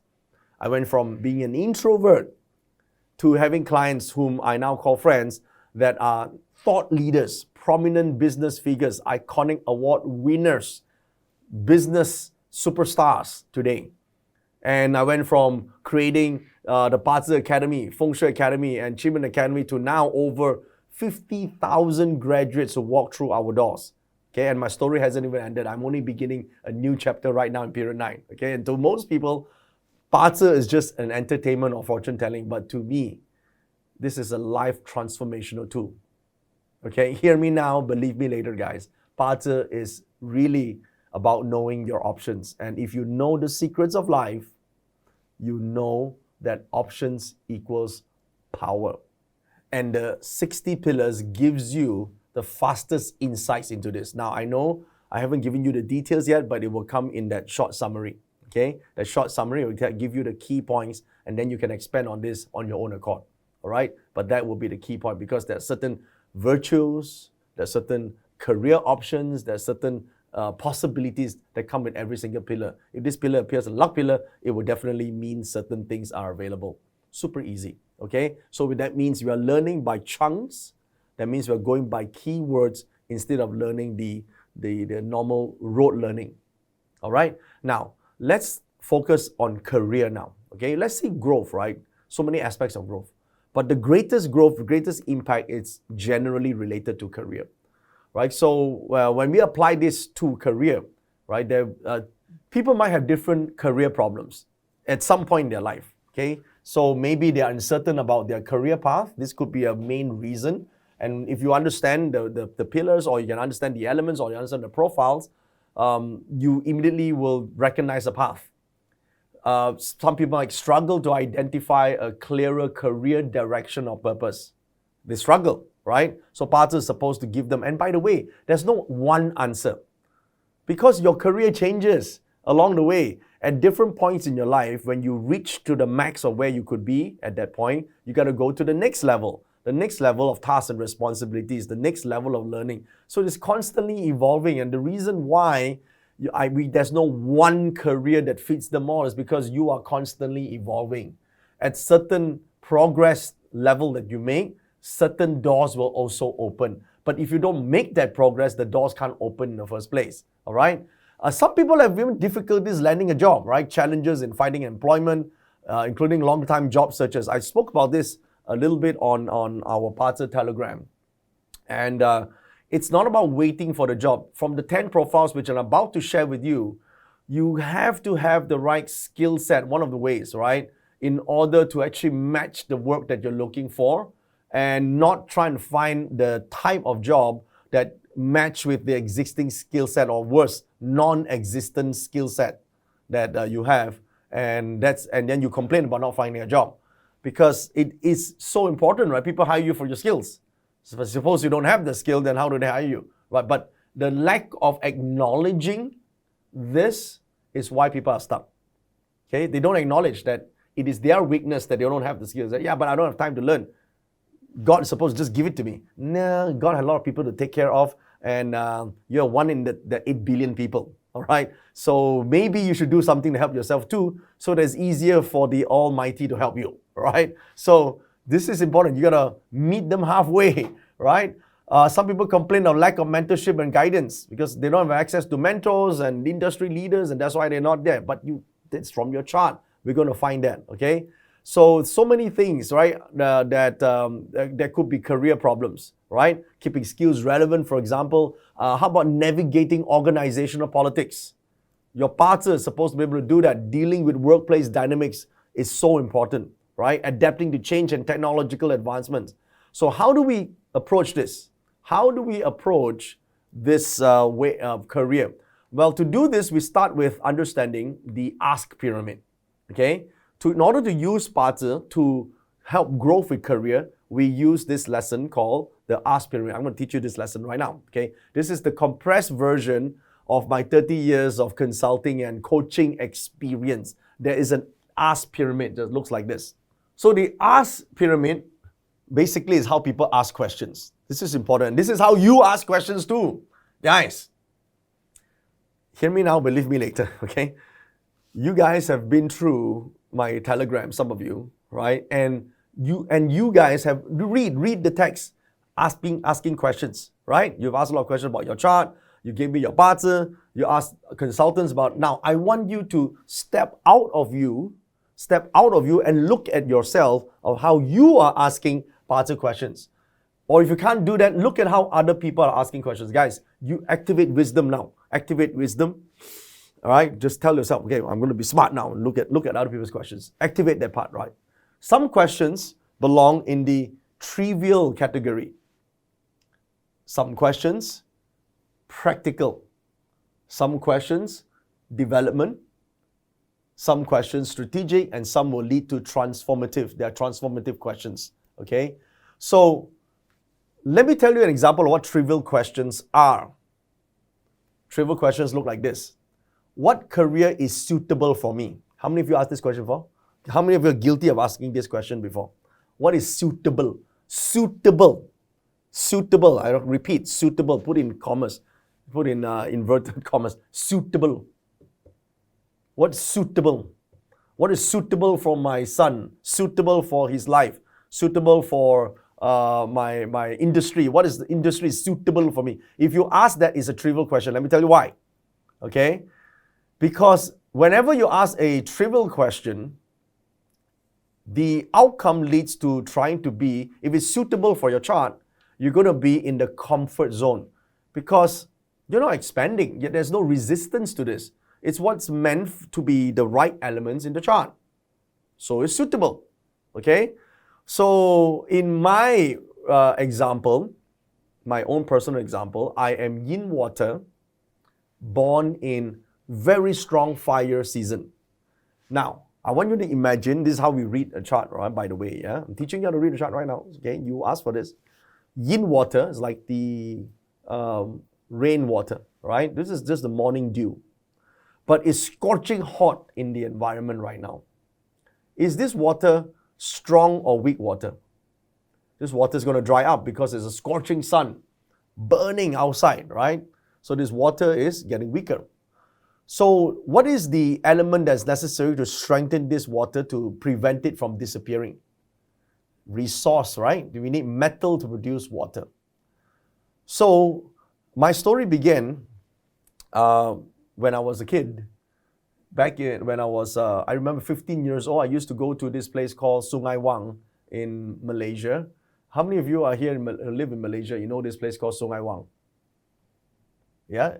Is the shopping mall. So it also tells us your age, by the way. If you are, you hang out there on the 4th floor, if you know, there are a couple of fortune tellers, right? So they have their store there. And I like to visit a lot, a couple of fortune tellers there because I was looking for answers. I don't know what my life would be, a bit worried. Wasn't doing well in school. No girls like me. I was freaking loser back then, right? So the advice was, well, this is the exact thing I remember one of the masters says, according to your chart, you'll be poor until 45 years old. I'm like, oh my God, poor until 45, what should I do? What will happen then to me after 45? So the master said, don't worry, you get used to it after that. That's exactly what he said. So basically, he says, this is a lousy chart. Structurally, it's a lousy chart. Then I say, what can I do? What can I do? Say, based on your chart, your favorable element, your useful god is metal. Useful god is metal. Therefore, according to him, you need to wear a lot of metal, you need to have a metal chain, and also do accounting. Because accounting is suitable for you. All right? Suitable. Suitable means it helps me strengthen my chart to balance out the chart, and therefore now I'm in the comfort zone. I'm comfortable with my chart. So if I had been an accountant and I studied accounting, I would still be okay. I definitely will be okay. I will do all right. But it will be within the lowest level of comfort. It will be all right. We'll have a comfortable life, right? But thing is this, I have goals and dreams and I want to change, right? I want to be better. I want to transform, right? So I can't just stay in the trivial comfort zone, right? So that's when I told myself, how can I change this, right? How can I change this? Of course, he couldn't provide the answer, which led me to studying Pazi myself. So I studied Pazi, I realized that what he said was right, okay, because that was the old way of reading a chart. Then I start to do things differently. I start to develop myself. I ask myself, what skills do I need, right? I start to ask myself, what do I need to do to make things different? How do I change the trajectory? And lastly, I align myself with purpose, which is my spiritual palace. How do I make the most impact? How do I make the best impact? How do I transform the world? How do I actually make a difference?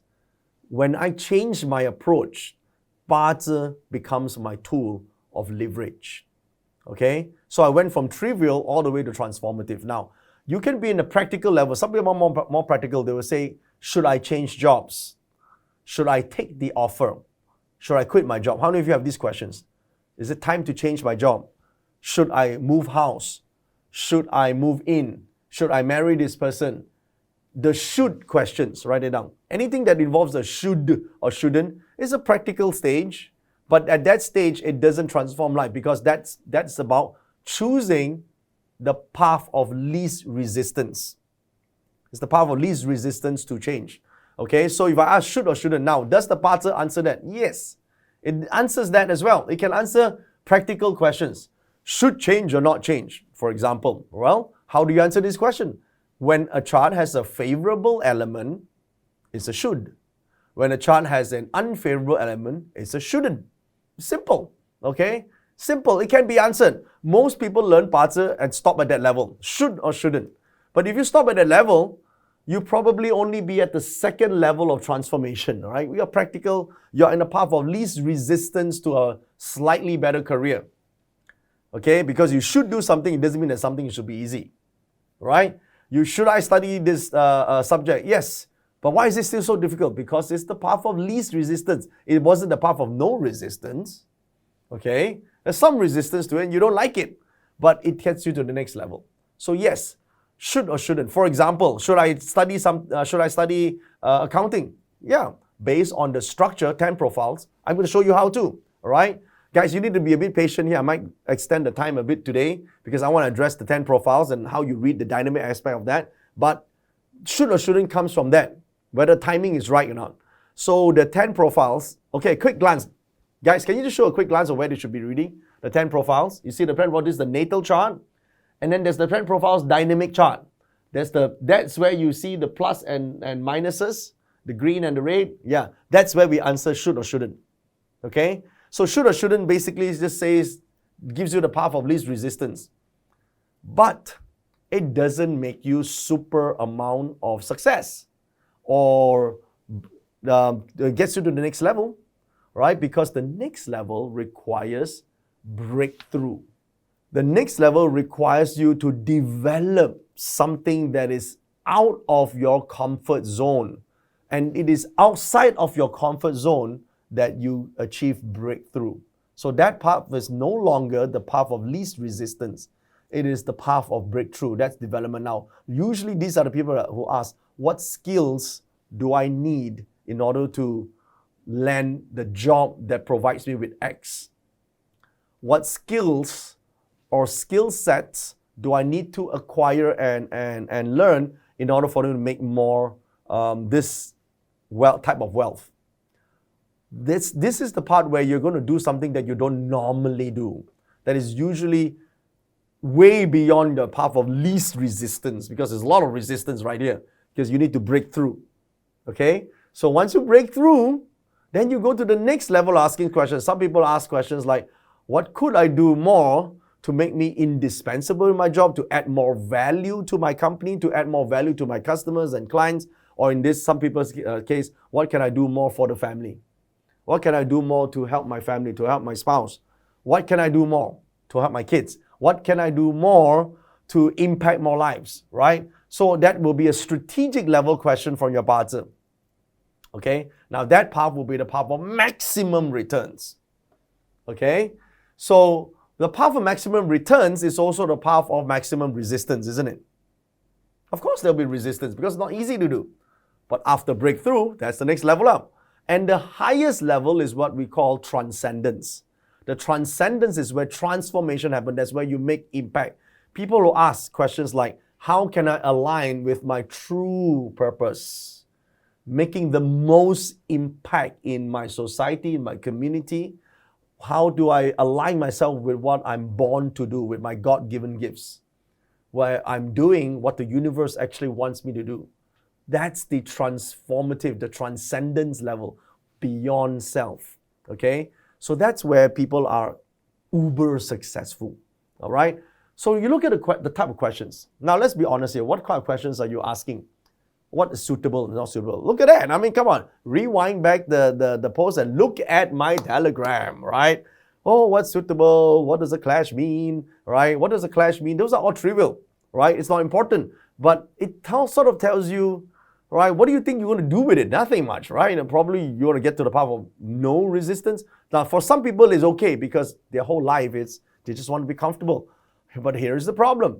Because once you put the entire bigger picture together, you will see the growth matrix that I'm about to show you, okay? Now, here's the one tip I can tell you. Get into the habit of asking Pazi the right questions. Because the habit that most people neglect is asking the right type of questions. The should questions and the suitable questions. Suitable are generally the questions that are weak. But then again, a lot of people do that. That's the problem. Most people are poor. Okay? So the bigger picture, when you put it all together, is like this. Okay, watch.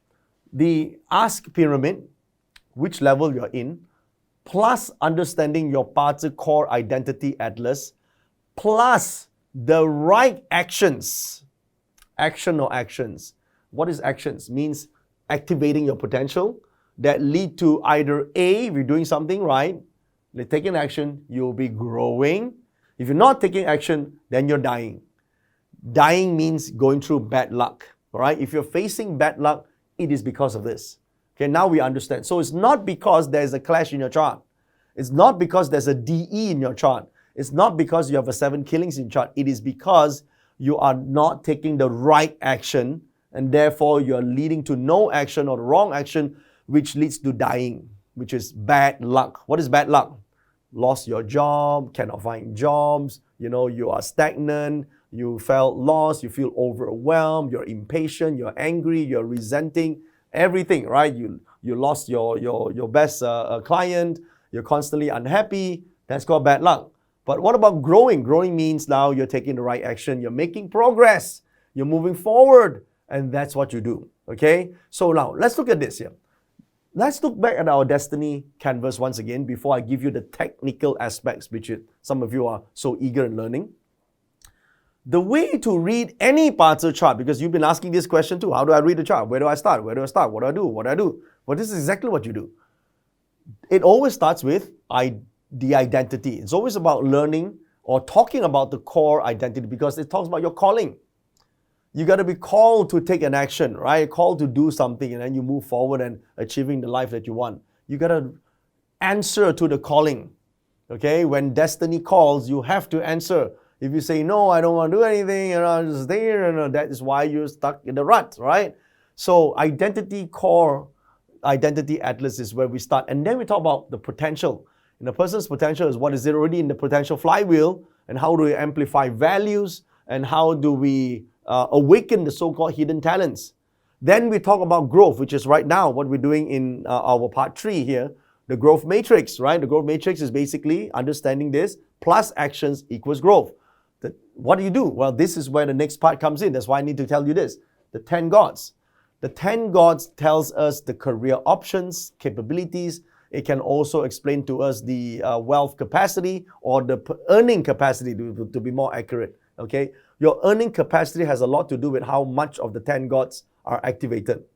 Your impact capacity has a lot to do with how much of the 10 gods you have activated, okay? Activated means you say yes, you're taking right action, and that's what leads you to opportunities. It is obvious that if you have taken the no action path, the opportunities part will not come. You can't create and manage change. You can't connect with people through synastry, connecting with other people, because connecting with other people is an opportunity. All right? You can't raise capital, right? And finally, you can't change your destiny, right? Because you didn't take action. You in order to do this at the growth stage, you got to choose the yes path. This, by the way, is the destiny canvas that I've been sharing with you since part 1 and 2, and now in the live stream right here. And we're going to move forward in part 3 and part 4 and part 5, more about how you could be using this form. By the way, this is the reading format. Okay, this is the reading format. Now, let's begin with the most trivial of them all, right? 八字 plus 10 gods equals what is the suitable job? I know I have to answer this because people like this sort of questions, but it will only give you comfort zone. It will not give you the wealth, and it doesn't solve your problem. It will keep you in a, okay, very average. Very average. But still, when people are struggling, don't talk about making $1 million, right? I've been told that. When people are struggling, all they want to do is survive. If the Titanic is sinking, no point talking about what to eat when you reach to New York, right? You should be just looking for the float. So we're going to look for the float right now. What is the suitable job and what industry should I be in? This part is super easy. We'll start with that today, okay? Of course, I will go deeper and talk about what can you do and what more can you do inside your budget chart. Are you guys ready? Okay, so look here in the chart. This is where we're going to look at the 10 profiles.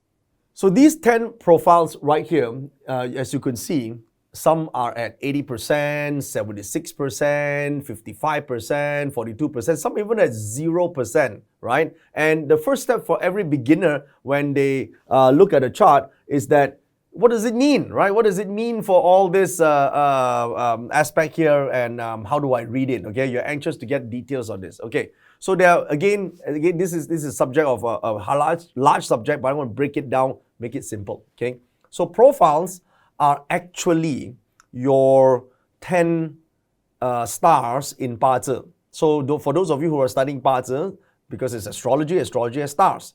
So basically these 10 are, if you study Western astrology, the Western counterpart of this would be like the 9 planets, right? So for Chinese astrology, these will be the 10 stars, because we actually don't have a term for planets, right? We just call it stars. So like Jupiter for us is a moving star, you know. Saturn is a moving star. That's why it's called Hang. Jupiter is wood and Saturn is earth and it's moving. So we call it a moving star. So it's called Hang, the 5 movements. So because of the yin and yang version of this, so that's why we have these 10 stems. Okay, so the 10 stems actually represent 10 different qualities. So just to make it super easy and not get too technical and with words, just call it the 10 profiles. Okay, so these 10 profiles has got, on the time of your birth, there's a certain elemental energy level that we have already described now in terms of percentage. Okay, so there's a percentage over here, and it tells you exactly what is your percentage of these 10 stars. Okay, one of these guys are called your main profile, or your main, we can say the main star, right? The main star of your chart. And we call this the main profile or the main star.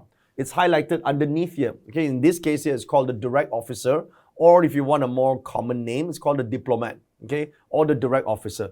Now you may notice that, hey, but the direct officer is not the most highest percentage in my chart, then why is it the main profile? It just is, okay? So you don't want it to be the highest percentage anyway, yeah? So because highest percentage is sometimes no room for growth, right? And very difficult to, very intense, right? So a very healthy percentage is somewhere between 70 to maybe below 85%. That's pretty decent health, okay? Anything above 90 is a bit strong, right? Anything below 70% is a little bit on the weaker side. It's not bad. So the reason why we have percentage here is not to say good or bad, guys. Now don't form preconceived ideas. I didn't say 0 was bad, because some of you are saying, I got direct wealth is 0, indirect wealth 0, am I dead? No, you're not dead. It's just information, okay? It's just information. What does it mean? It means don't care for now. Just chill, all right? Just chill. It's all right. Look at what you have, not what you don't have, okay? For example, if you're born, you discovered you're a woman, you're a lady, Focus on what you have. I mean, you're trying to get a penis, it's not going to be really functional at this time, right? So you focus on what you have first, all right? So, and we make do with what we have, okay? So a lot of people focus in life is what I don't have. That's called scarcity. Focus on what you have and make it stronger, make it better. That's called abundance, okay? So now look at the diplomat. For this chart is the main profile, okay? So what does this tell us, okay? So the fixed chart is called the chart that you're born with, and then there's another chart which is in a different section of the Explorer for some of you who already have been through my training before, so you are a student of the Academy, so you have access to that. Let me show you what that's like. This is for those of you who are advanced, who are also in this training and want to get a bit more of this, then it's this section. So this section here is where there's these are called the dynamic aspect. The dynamic aspect of the chart means there are changes, okay? Changes in the chart throughout the 10 years, throughout a specific year, or throughout a certain month, okay? There are changes, okay? So changes always talk about current circumstances, whereas the natal, which is the unchanging, this one that you see right now, this one on the full page, yeah? That doesn't change. That tells you overall the atlas. Remember the character, the Bazi core identity atlas and the potential. This is the potential. Okay, opportunities, which means there are changes, opportunities for growth. That happens when we are looking at the dynamic aspect. When things are changing, when things are in the move. So there's always the yin and the yang. The yin is the unmoving, the yang is the moving part. So what we're born with and along the way, what are the changes, gives us two perspectives of the astrology chart, okay? So super easy now. Let's look at what we have first, okay? So these are percentages in the profiles. We always look at the top 3 in our chart, okay? Sometimes we look at top 4, right? But the easiest just for beginners, let's look at the top 3. That is the strongest element, okay? So in this case here, we look at the leader, the friend, the diplomat, because it's the top 3, okay? We don't really only look at the main profile. Usually your main profile will be amongst the top 3, okay? If it is the top 4, then look at the top 4 if the main profile is within that category, okay? Now, depending on how trivial your question is, suitable. In order to answer the question, what is the suitable job? The answer is always related to which is your main profile. Okay? Not the strongest profile, the main profile, whichever the main profile is. So usually amongst the main profile, sometimes the main profile is, I don't like the main profile, then we will select amongst the top 3. But usually what we recommend to answer suitability, and again, if you can't answer this question, it's not the end of the world because it's just a trivial question. Like for example, right? Depending on what the person is asking, if it's a suitability, right? So let's say now your profile is the direct resource as the main profile, okay? So then we need to go and understand what is the main abilities of a main profile is. The main abilities of a direct resource. How many of you are main profile is direct resource? That means DR, like this guy here. DR is the main profile. See, it says here, main profile, direct resource. So direct resource is generally their abilities range from being able to research, good with data and numbers and figures, right? Very good at advising people based on knowledge, so therefore the teaching, right? Good at studying and researching and memorizing information, deals a lot with data, can be attentive to details, for example, likes to learn and research. So what type of career is suitable? That depends on what level you are asking this question. Suitable with data can be a clerk, you know. So do you want to be a clerk for the rest of your life? Or maybe someone will say, should I change my job? Now remember, second level questions, practical. Then you see, what job are you changing to? You must ask the question. Oh, I'm changing from being a clerk, which is data entry, to a finance junior assistant.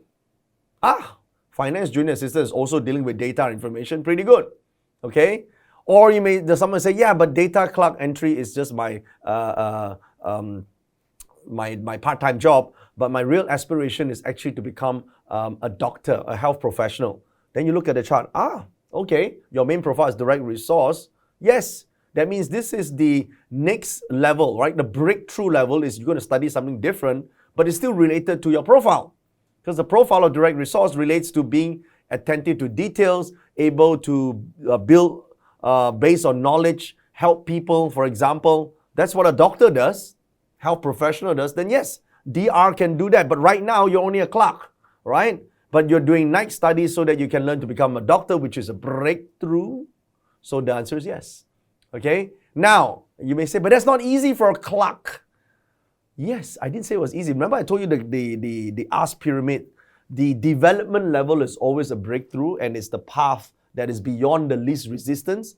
The path of least resistance would be to go into financial management or being an accountant. That's the next level from a clerk, which is data entry.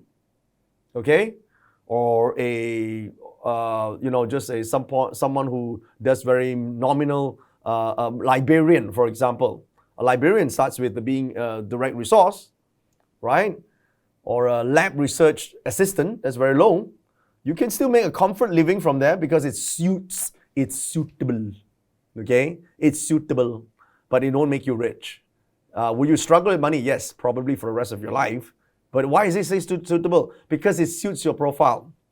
It doesn't mean you'll be rich, but you'll be rich, you got to ask a better question. All right, that's why you got to go to the next level. The practical level is path of least resistance. Well, least resistance be at least try and become finance manager, right? Or an analytics when it comes to finance. Say, well, I don't know, there's a lot of resistance.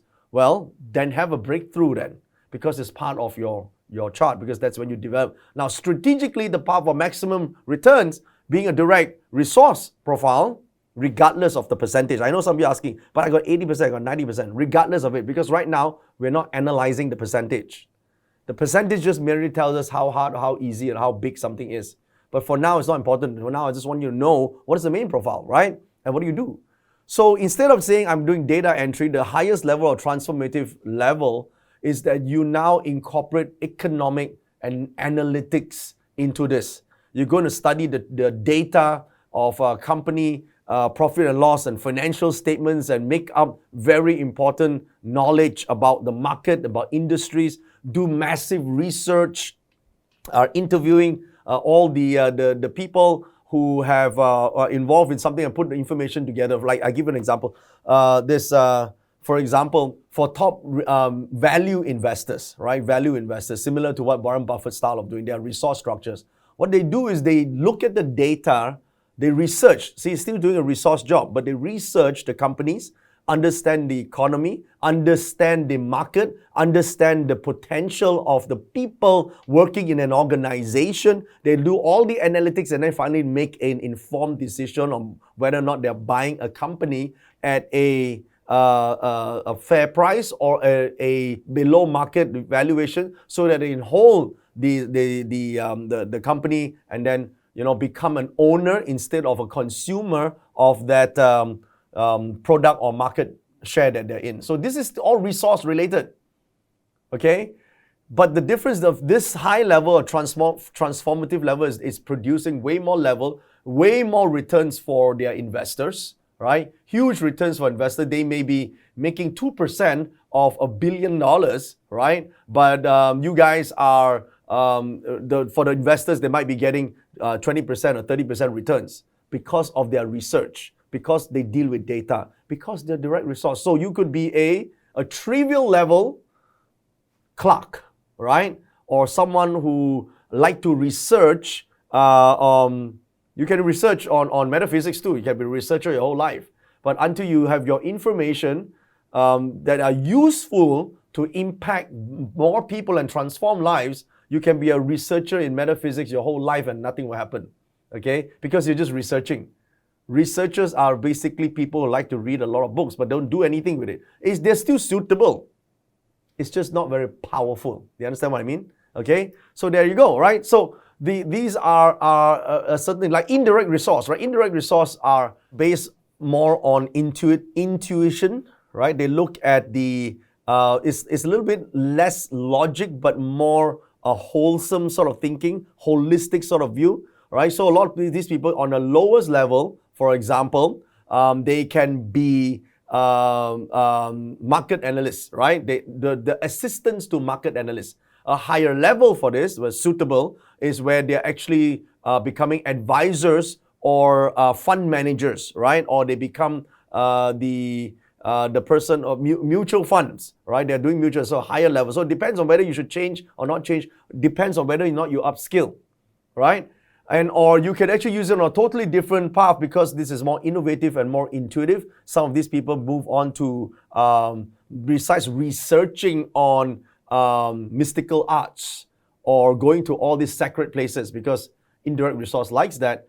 Now they are studying something that could impact the world and actually help people transform in terms of their soul level. All right, they become gurus. They become great spiritual teachers. You can also do that, right? But the problem is it suitable? They're all suitable. The suitable is the easiest one. Well, the breakthrough is the harder one, right? So do you want breakthrough or you want suitable, right? Some of you are saying, can I work my way up? Of course you can, right? But the problem is most people stay at what is suitable. So in the indirect resource, okay, it's got so many levels, right? Just like if it's a trivial level, is what's suitable? Investigation. So what are you going to do? You're going to, if you're on a trivial level, what's suitable for you? Go and investigate your husband. Go and investigate your wife. Right? Go and spy on what they do. It's still within the realm of suitable, right? But or you can become a journalist. Right? You can become a writer. Right? You investigate and you write. Right? Because you imagine in a free spirit. So the question is this, right? The field is large. We need to know what exactly have you been feeding your mind and learning all these years. Because for all you know, you could be researching porn, all right? Because that's still suitable for indirect resource because you could have very kinky likes, okay? That's what indirect resource is like. All right, so the problem is, what have you been using your powers for all this while? You could be investing in fund management like private equities. That's a higher level, a more positive level of an indirect resource profile. But depending on how you utilize this. So it's not just to answer, now you realize, right? Suitable or not suitable. It is suitable, but the problem is it working on a level where there is a breakthrough, where there's just practical to change to something slightly better, or is this trivial? If it's trivial level, it's just comfort zone. And comfort zone doesn't pay much. Always remember, it doesn't pay much at all. A researcher could be someone who is very into researching tarot cards, right? Just like to read a lot about tarot cards. I'll just research. But it's in a comfort zone. Just makes them comfortable. How do you ever make money from tarot cards? Never. All right? So some of you here are into researching on parts of which is great. But then do you make money from it? No. Do you actually change your kids' lives? No. Do you help your own relationship? No. Do you help your investments? None at all. Then you're just researching, you're in the comfort level of the star. What I'm saying is, in order to get to the next level, it depends on how you ask the question, how you create that breakthrough, right? What is the next level of skill set do you need within this realm of your profiles? And so it's not just your direct profile, not your main profile. There's the top 3 usually plays an influence in your choices, and you could choose that, okay? So an eating god, for example, right? Eating god is artist. You know, it's an artist. It's literally ability to write, to come up with very interesting information. Also a bit quirky, just like indirect resource. But, you know, quirkiness, well, if it's what's suitable? I need to know what have you been learning as an art for most of your life. Because music can be art, writing can be art, even plucking armpit hair can be an art too, you know. Yeah, otherwise it's really painful. Yeah. So if I don't know what is your background, you could just be doing that shit, right? Like, I mean, what do you call that? Waxing? Waxing is an art too. And that's your job, right? But what's the next level, right? What's the next breakthrough? You can't be just waxing assholes, you know, and call that your career for life, right? I mean, how many assholes can you wax? So you really want to move up that ladder, right? Let's say you're an eating god, right? You could go on to being a scholar, a teacher, a consultant, so many ways, right? But Don't you think in order to get to the next level, you need to upskill within that framework of path of least resistance, right? Go to the practical, then go to development, then get the breakthrough and go higher. So you can go on to creative writing, right? And journalism, right? Because your work style is clever, you're prolific. So you could do that. Instead of saying, I'm going to stuck at the art of, removing hair from assholes, right? So it's still a job, right? But next level up, okay? So food critic could be a good thing, but to want to do that, you got to afford the food in the first place, right? Or you can say, I'm a nutritionist. It's also an eating God thing, right? So eating God has to do with eating and a very artistic side of doing something, okay? That's the nature of eating God program. By the way, a lot of this stuff are in my existing books. You can read it. Okay, I'm just summarizing the information here. Or if you have the Partsapedia, there's summary charts of all the 10 gods and every stuff you need. It's all there in a pictorial form. Okay, so it's super easy. In fact, later on in Telegram, I'll send you a summary of some of these. Okay, to make it easy for you. Now, just listen to me first. Hear me now. Believe me later. Just do this easy. Just understand it. Okay, relax. Yeah. So, because eating God is pleasure seeking, right? So maybe you could, instead of pleasure seeking, some people like to just, enjoy coffee. You go on to special things like becoming travel the world and blog and write about it and make it your career. I've seen people who are flying around the world, staying in luxury hotels, and those are eating God, okay? Now, herding officer star. How many of you are herding officer profile? Herding officer profile, right? Pretty high percentage. Or now, I know some of you are like, what's the right percentage? Again, wrong question to ask. It's not about the right percentage. I'm saying whether it's your main profile or not. Okay, too high, too low is when you want to do diagnosis. When you want to actually coach someone, that's when you need to know whether the profile is high percentage, low percentage, because the prescription you give them, or as in the way you help them, changes as and when you understand their strength of the profiles. But at this point in time, knowing the profiles is all you need. You just need to know what's the main profile in the top three. That's basically what you need to know, okay, at this point in time. So I know you're inquisitive. You want to know the percentage. That part comes in when you need to coach someone, okay? So how many of you here are coaches, by the way, just for my understanding? Coaches? You're coaches, life coach, health coach, nutrition coach, sex coach. Too much of sex education here. So what type of coach you are? I don't know, right? So coaching, that's when a percentage is useful because it allows you to understand how to advise, how to coach, right? At what intensity, what sort of question should you push, should you not push something, etc., etc. But right now, you don't need that. You just need to know suitable or not suitable. Is that what you're asking, right? So you're practical or not practical to change jobs. So if you're changing to one of the top three profiles, the answer is a yes, you should change. But there's a clash, my child. It doesn't matter because a short disruption can lead to a positive gain as long as you're in the right categories. It doesn't matter the strength right now. The strength matters when you're coaching, when you're advising, when you're helping. That it matters. Right now is making a choice. It's a yes or no. Should or shouldn't is a yes or no, right? Suitable or not suitable is also a yes or no. So anytime it's a yes or no, you don't need the percentage, okay? But when you want to become better, when you want to help make the change, when you want to go from poor to be moderately wealthy, to be super wealthy, that's when you need to look at the percentage, okay? When you want to go from a bad relationship to neutral to good, that's when you need the percentage. And you need to know what the percentage mean then, okay? So now let me cover the basics of the 10 stars first, because most of you don't know what it is, right? So herding officer is more robust, more outgoing, more performance-based. It's the physical representation of the performance. The eating God is more the inside, the writing of the lyrics, right? The art part. This is the performing part, right? So it's about attracting attention. So that's the ability of this star. So what's our suitable career? Anyway, anything that does with performing is definitely suitable. So if someone comes to you and say, you know what, I'm a school teacher and I just teach, I teach history, is it a suitable career? Then you look at the chart, you see this person is hurting officer structure.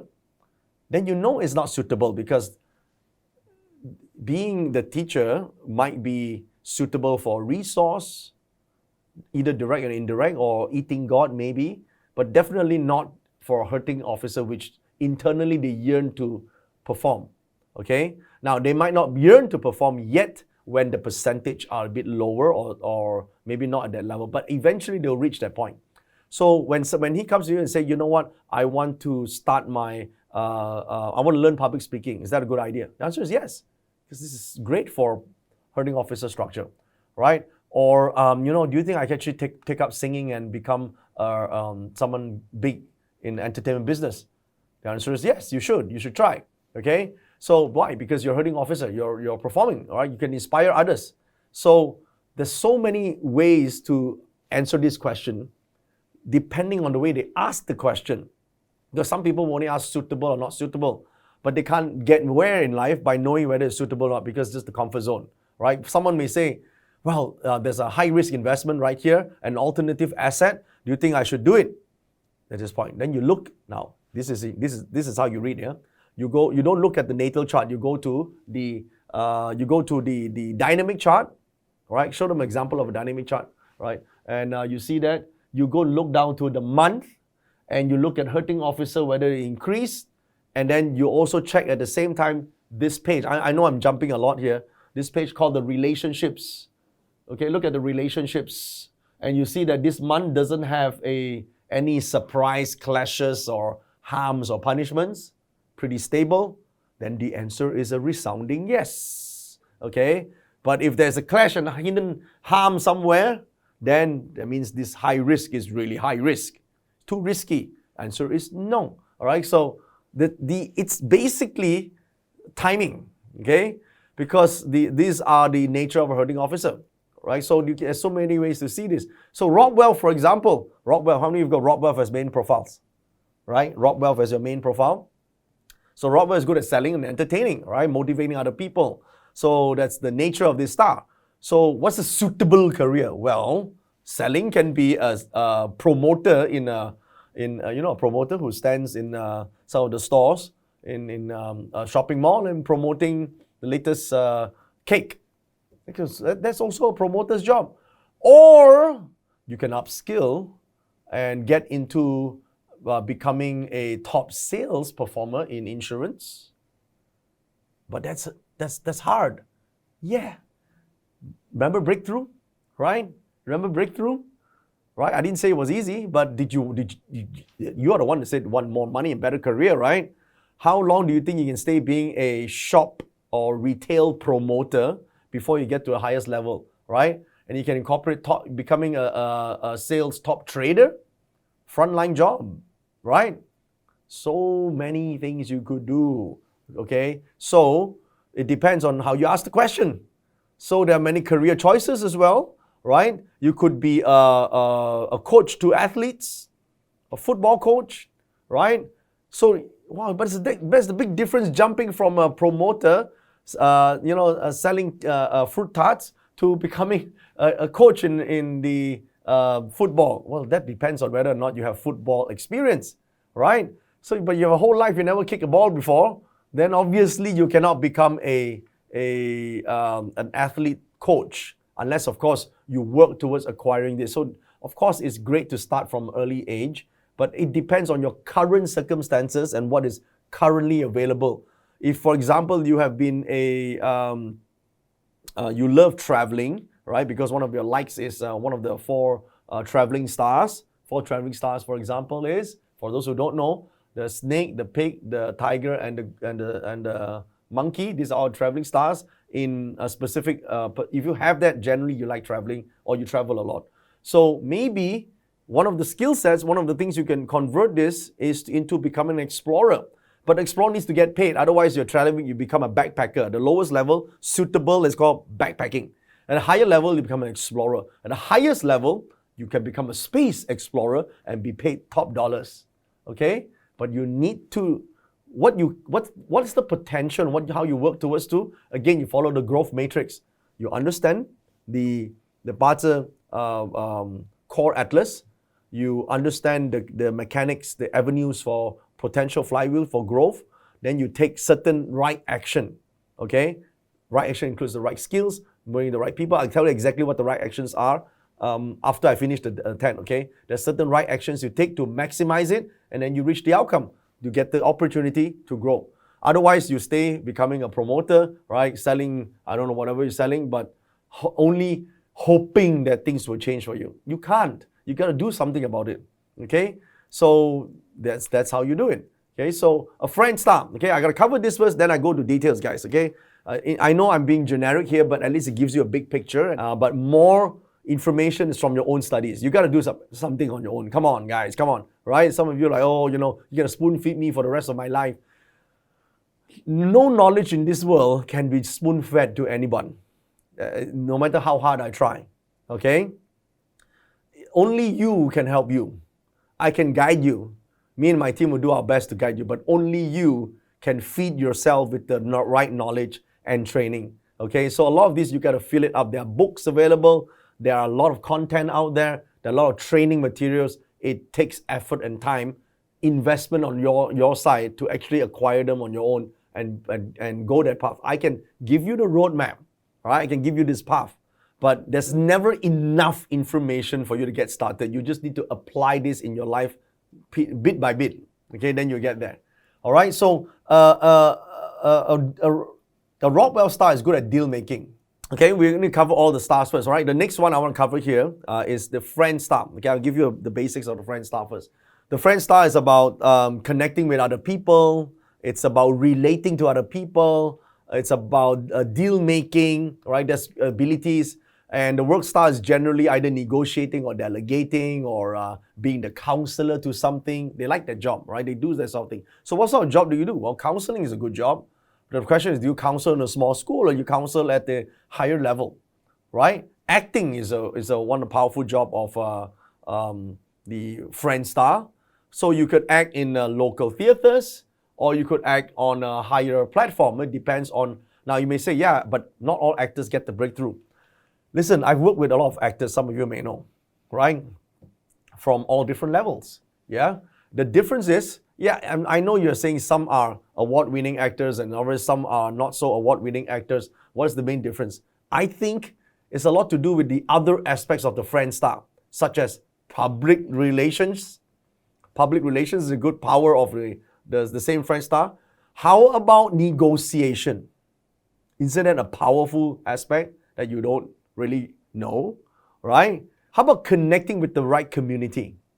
That's all within the powerful field of the same star. It's just that most people, I mean, in the acting field or the artist field, didn't know that they have access to. So they just think that it is just a matter of acting skills. Come on, okay? Come on. There are a lot of great actors and actresses out there who are still stuck in their home country, all right? So in order to access wide network of friends and acquaintances, social connections is what the true power of a friend star. So your job is to get from being comfortable being an actor, right? And getting to the highest level of transcendence where you can impact millions of lives, all right? Still do the same, it's through the same art. The difference is, how high are you in that thing? Do you want to get through the breakthrough? Of course, you have to get through again. I said this before, the path of maximum resistance. Okay? You got to get through that to get breakthrough in order to get the maximum returns from that. Okay? So that's the thing. How many of you would like to be an artist? You got to have the friend star is one of them. Eating God is the other. Okay?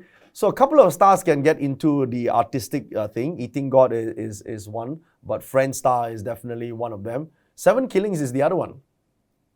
Okay? 7 Killings. But 7 Killings is a different way of approaching superstar status.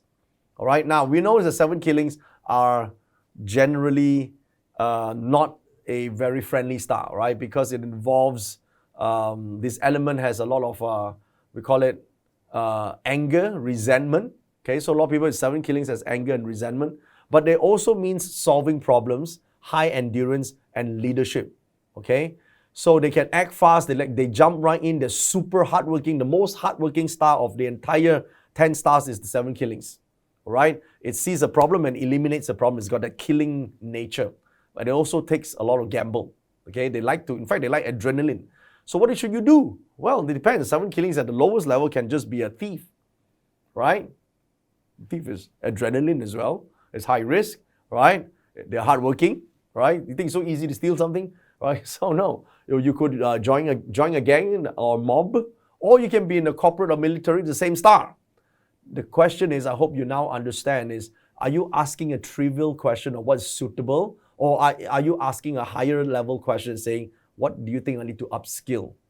And be ready that upskilling is not exactly easy. Upskilling, practical, is the path of least resistance, but nevertheless some resistance, right? The breakthrough level is when development happens. You actually develop something that is outside of your current skill set and current abilities, because a 7 killings structure to develop, you need to be strategic.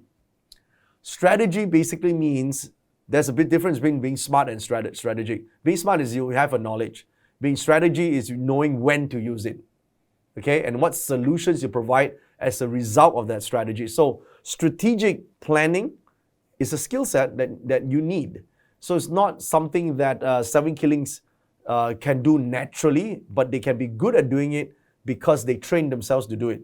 That's why you become a military warlord. You need to be strategic, right? And you thrive in your career through competitive industry. So that's why I say, if you don't already know, in the world of entertainment, right? Whether you're in singing or performing or acting, it's an extremely competitive industry. Would you say? Sometimes some even would say cutthroat, dangerous, right? Because they out, and then in the surface of all this glitzy glamour, behind that, there's a lot of politics and backstabbing and whatever not. The 7 killings are able to thrive on that. The 7 killings can turn that into strategic positioning to get the job, to get the deal, to get the role, to get that position, and therefore they are seen.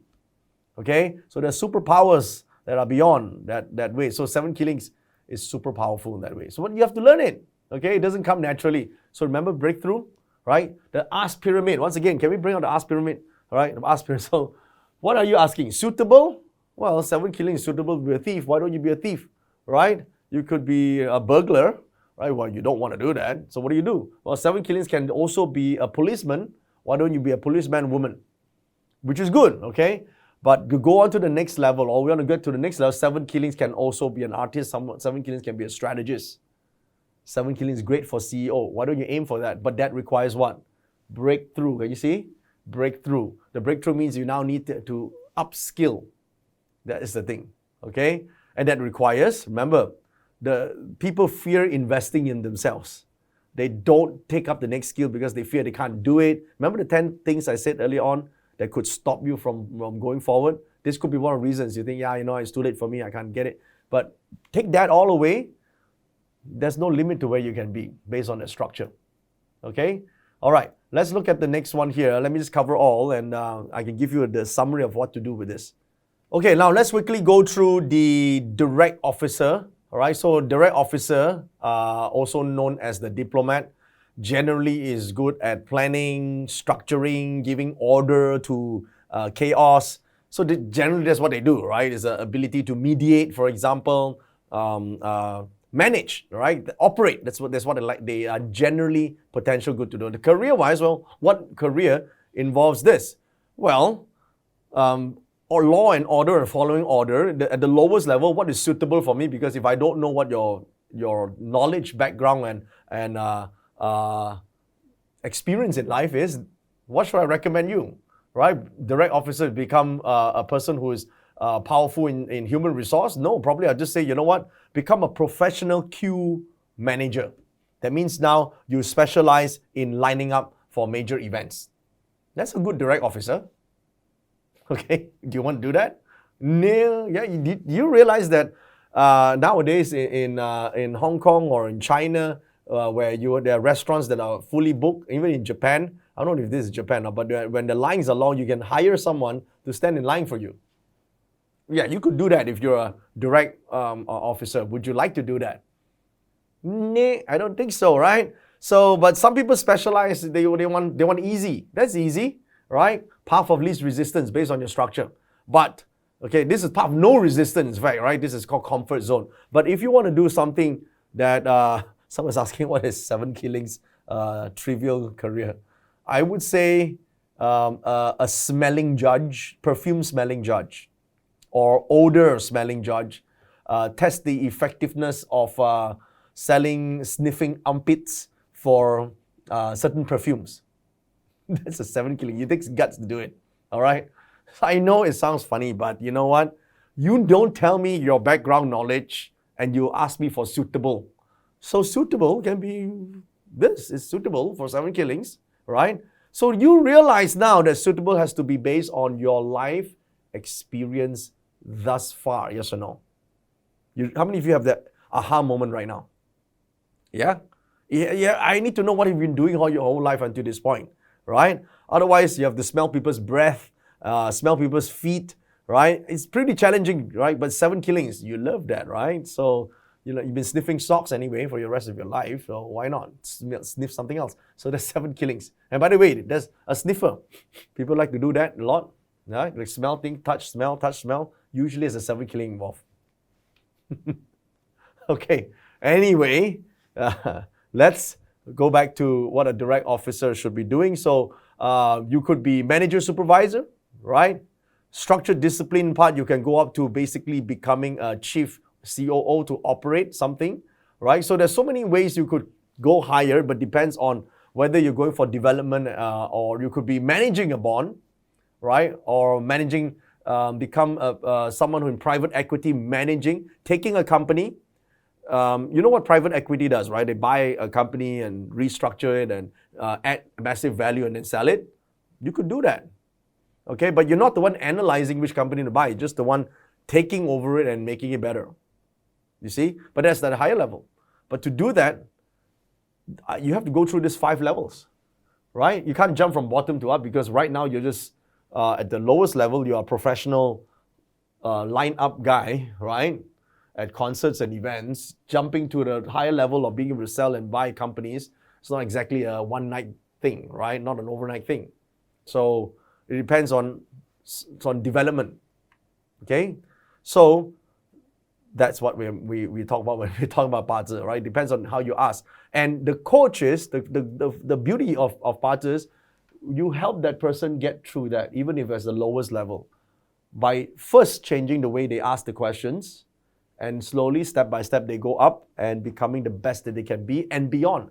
Because once they go beyond, right, they go to a higher level where now their work can impact thousands and thousands of lives, okay? So an example of direct officer will be someone who can, after buying the company, the private equity buys over a company, they restructure, replan because they are good at organizing, they're reorganizing, retasking and retooling someone. They are good at doing that, okay? But you may say, yeah, but I'm not good at that, I'm direct officer. That's because you're at the lower level of a direct officer right now. You're undeveloped. An undeveloped direct officer obviously can't see this. I'm talking about the higher level direct officer. So once you understand the profile, the extension of this is huge, okay? Really, really big. Now, let's move on to direct wealth. Okay, how many of you direct wealth profiles right here? How about me? Okay, so direct wealth profiles, because it's a wealth profile, manage operations with finance, right? Goal-oriented task, assigning goal-oriented defined tasks, for example, delegating and management of something, right? So this is really good for a direct wealth. It's basically like a business manager, right? Financial management. This is something that is good for a direct wealth. You may say, but I haven't done anything with with finance yet. Well, that means you are not into your profiles yet, because you haven't learned how to manage finance. Haven't learned how to actually set up the financial structures, right? So you can become an entrepreneur if you're at the highest level, or you could start with being a solopreneur, right? Start your own business, right? Or manage some other people's business. That's the lower level, the practical level, right? The path of least resistance is to go and manage someone else's business. The path of zero resistance is to become a manager, right? Or managerial level. because that's what it's good for, direct wealth. Or you could be direct wealth if you don't know what else to do. A direct wealth would be someone holding a magnet and running around the beach and trying to look for rare coins. Okay? So, some people who go there with the magnet and they think they could fish out something, that's very direct wealth. It's direct wealth. Okay? That's path of no resistance. But would you make money? I don't know. If you find one or two goals, yeah, it's something that is aligned with your nature, but will you do it? Do you capitalize on this? Some will, some will not. Treasure seeking in a small way is direct wealth. Treasure seeking in a big way is the adventure guy, right? The adventure guy would be the indirect resource, right? Or the indirect wealth. They see the big picture. Okay, but the thing is this, right? Indirect wealth could actually end up being a luxury dog food taster. That's, right? High standards for dog food, discerning palates, right? But still, it's just for dogs. That could be indirect wealth in the what we call trivial level. Okay, so going higher, right? Direct wealth involves direct income, right? Involves savings and investments. So asset allocation is important, right? So that's one of the things that direct wealth governs. Indirect wealth, on the other hand, is multitasking, entrepreneurship, right? Seizing trends, recognizing business opportunities. This is the highest level of indirect wealth, right? But in the lower indirect wealth, as I said earlier on, it's talking about luxury, but at a low level class, all right? It's like trying to say, I want to have sell dog food, but it's for luxury, right? Something like that, right? It's still a business, but you're doing it in a very small scale or maybe in a very bizarre way, okay? That's a lower level of indirect wealth. Or indirect wealth at the lowest level, path of least resistance, is to make money off some commission or selling an item to your friend, right? Some people do that, right? They go for dinners. The lowest level indirect wealth does this, right? They go for dinners and they round out the figure and they pay first and then they make the bits and pieces of that round off figure. You know what I mean? So let's say now if you break, there are 8 people went for dinner and you just charge everyone, you pay the money first and you just round up the figure and you make that $200 from that. Okay? Indirectly making money out of your help for other people at the lowest level, path of least resistance, zero resistance, do that. But can that become your career? No, right? But still, it's something that matches to what people do. It's like business mind, right? But on a higher level, that's when they start to solve bigger problems on the community level. They manage crisis, right? They see long-term benefits in investing in a certain market. They create value and add value to a business. Then they bring the business to greater heights. Okay? That's what they do. So entrepreneurship is willing to take the risk in business endeavors is part of indirect wealth, right? Or multiple streams of income, generating wealth from different sources. Uncorrelated businesses, right? So they have a business portfolio that can match and go through even different market conditions because it's not correlated, okay? Or in wealth management, right? So many things, so many possibilities. So the question is this, right? It's important to understand which level do you ask Bazi in order to find the solutions. And also remember that going from one level to another basically requires time and patience. Now you probably can see the picture, right? Where some of you are at, some of you are already at a pretty good level. You just need to get to the next one. Unfortunately, some of you might be starting at a very low level because you're still asking what is suitable. I just can't find a freaking job. Well, you can't find a freaking job. You just can't find one that, somehow gives you the pay because you're into plucking armpit hair or removing asshole hair or something like that. I mean, this is a joke, but at that level, it's hard unless you go through breakthrough, correct? I mean, it's great to be a librarian, but how much can you really pay a librarian, right? Or a secretary for that matter, right? Unless, of course, you're doing something that has breakthrough, right? So we're going to talk about jumping to the next league. This is super important for you to understand, all right? Now, what I mean by league is this, all right? So in order for you to get to the next level, you need to grow. And to do this, we call this expanding capacity, right? First, you need to understand how to expand your capacity is to identify which league you're in right now. Okay, so let me show you now what I mean by a league. So basically, it's like that, right? In every stage of your career life or your business life right now, whatever you're doing, you could be struggling, surviving, or thriving. Okay? You can be struggling, surviving, or thriving. So by struggling, it means that right now you are the category where you're just getting by. Okay, you're getting by, and possibly making, if you're going through making ends meet, like just enough, barely enough, then you're probably just below that barrier. That's called struggling. Okay, and of course the next level is surviving. Mean you're pretty okay, average. Yeah, not the best, but average. Still got room to grow. Right? How many of you are in that category in your business or your work right now, your career? You know you can still grow, right? I mean, after looking at all these parts, now you realize, oh, actually, I can actually do something about it. All I need to do is upskill, right? Upskill according to my profile. That is the way, that's the correct way to change.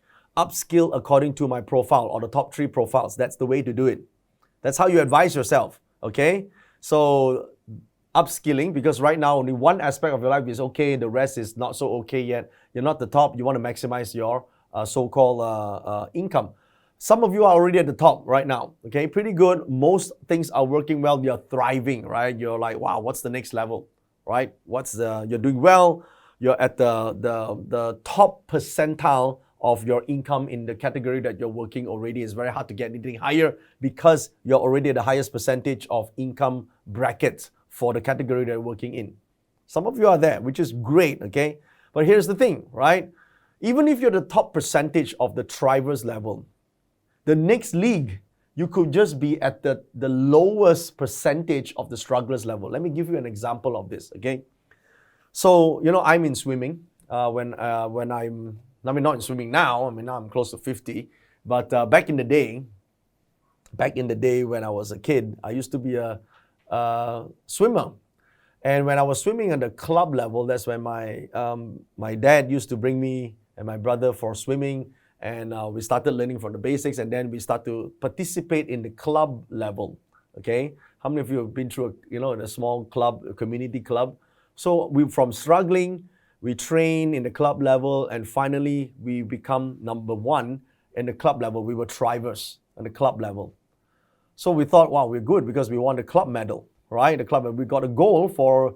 I got a goal for swimming, butterfly, and freestyle, and backstroke. I'm pretty good at. My brother is good at breaststroke.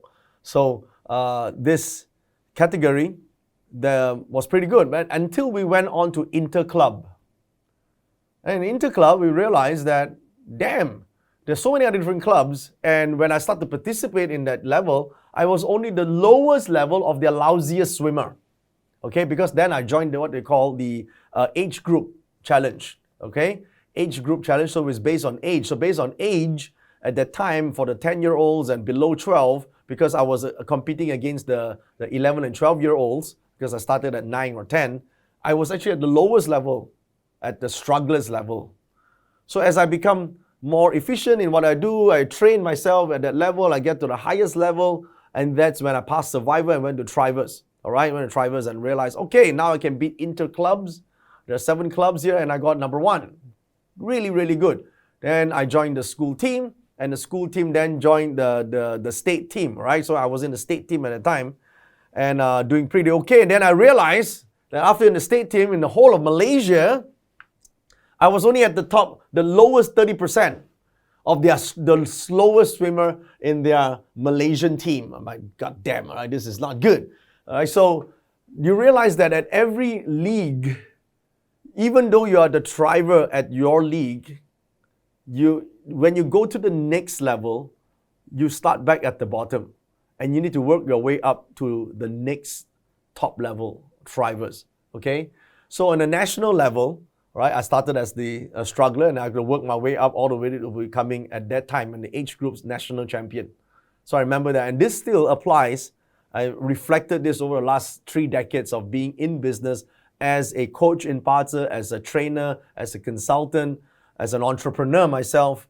Same thing. When I first started my business, I was doing one-on-one consults, right? And then I did a little bit more. And then I realized when I come to the business level, I thought I was good until I meet the people who are making 7 figures, right? Wow, 7 figures. How do you do that? It took me years to actually get through that as just a low-level consultant, right? Back those days, I was the best at what I did, but I couldn't break 7 figures.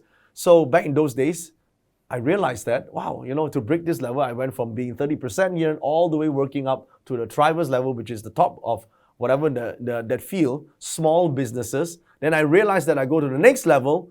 There's a whole different level of business people out there who are bringing 8 figures, 9 figures, 10 figures, all different level. And as I go to the next league, I jump to the next league, I realize that it requires a totally different set of growth matrix that I need to use.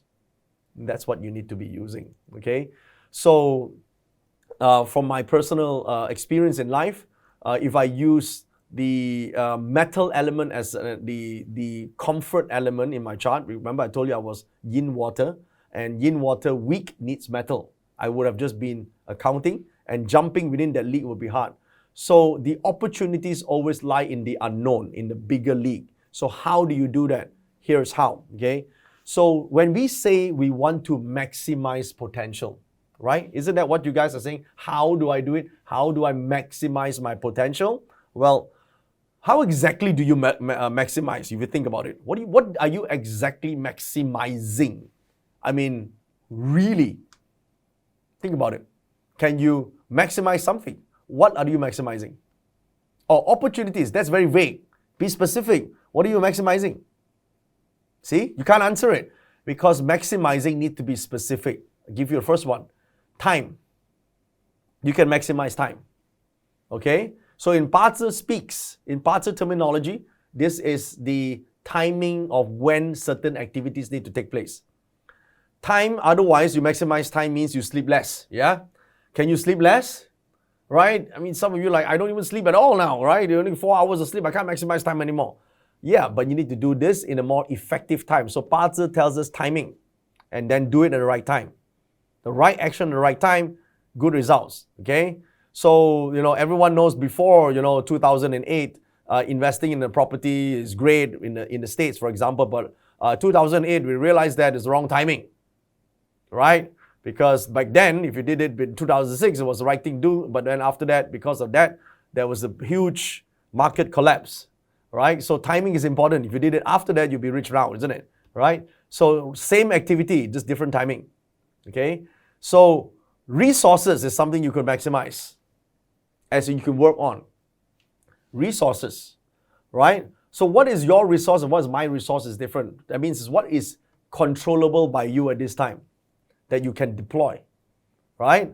Some people don't know because they don't have awareness to what they have access to right now. What are your actual access? If you don't know what your actual access is, then how do you know that is available resource?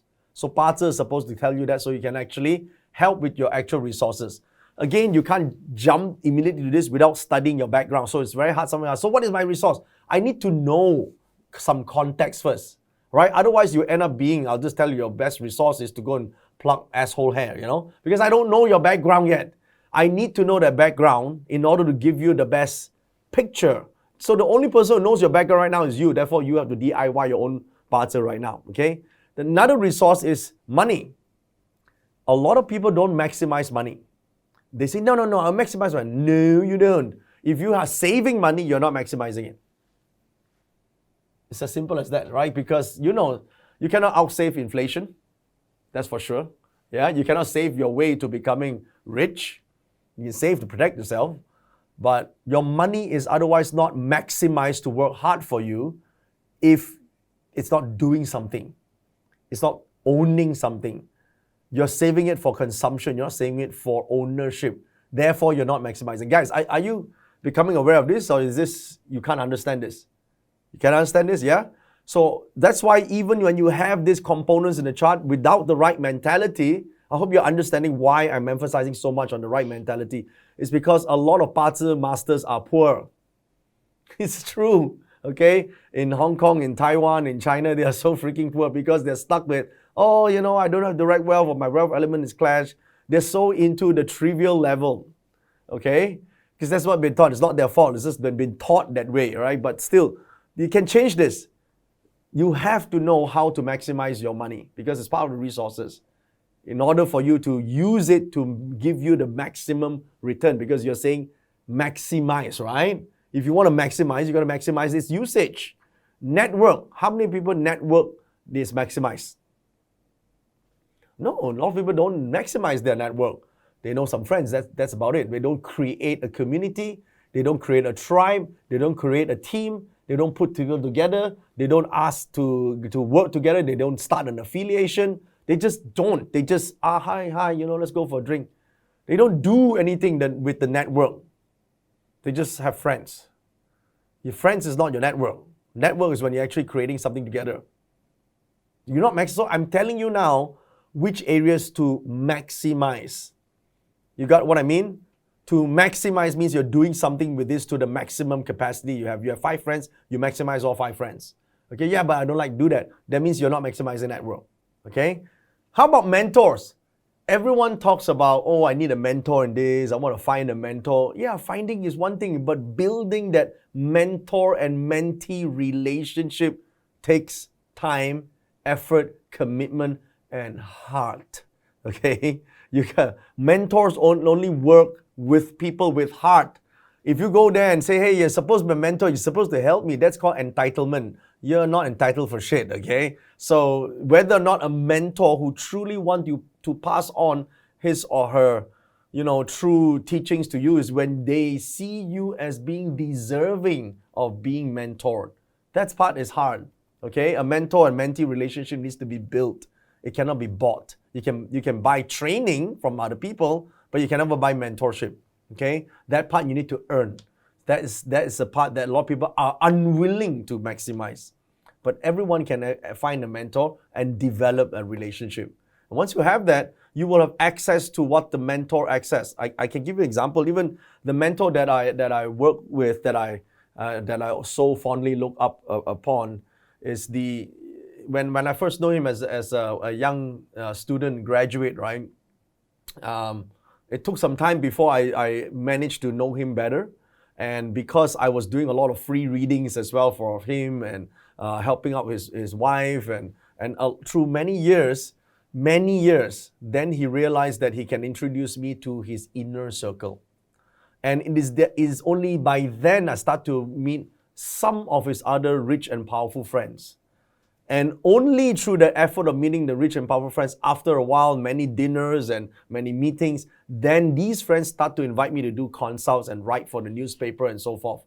So it took years, okay? You got to have some patience. But some people expect mentors to, oh, you say it's my chart, they're supposed to help me right now. No, that's entitlement. You have to build that thing. So it's just like people who meet me, right, and who are not in my classes, but they meet me in the social gathering. Hey, read my chart, help me. It's like, hey, I don't even know you, right? It's not that I don't want to help you. It's just we haven't got a relationship yet. And how do I actually do something for you and help you out, right? So building that relationship takes time, right, and takes qualifications. It's just like me, getting to know the other, especially other billionaire friends. I don't straight away ask, hey, can I do a consult and do a reading for you and could you engage me in my team to help you out? No, we don't do that. Over time, as they get to know me better through many meetings, then they say, hey, JY, do you think you can look through one of my companies? That's when we start building something.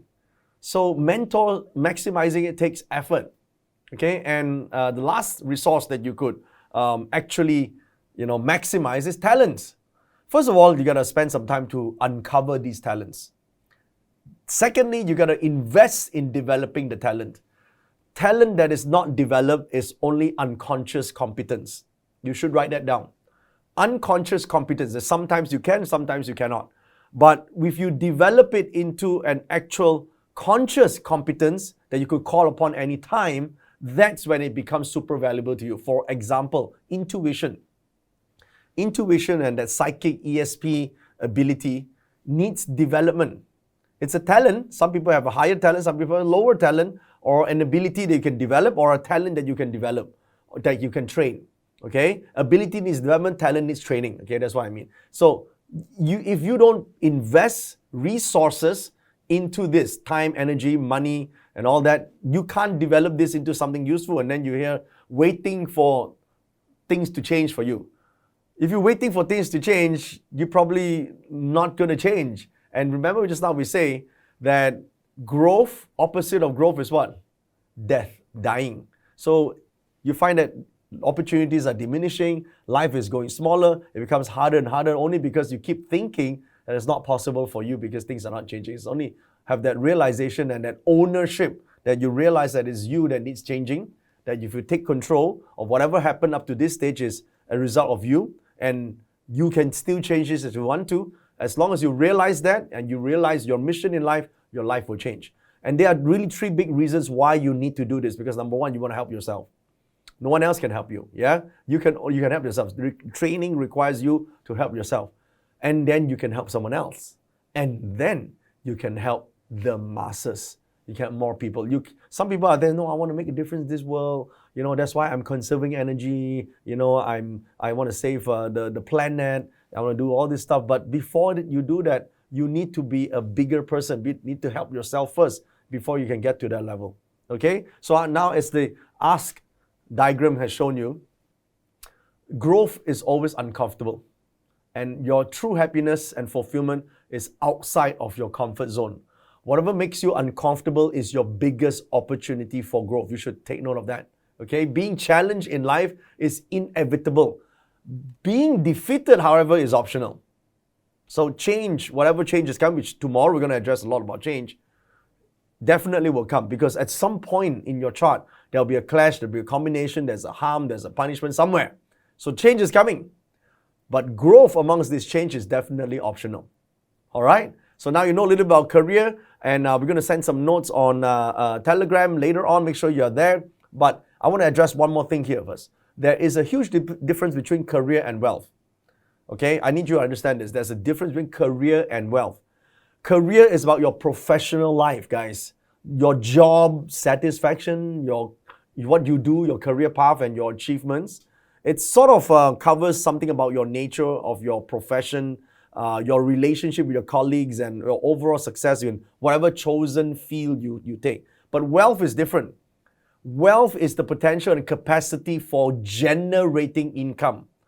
Some careers generate more income, some careers generate less income, right? And acquiring of assets. Your career doesn't necessarily mean acquiring assets.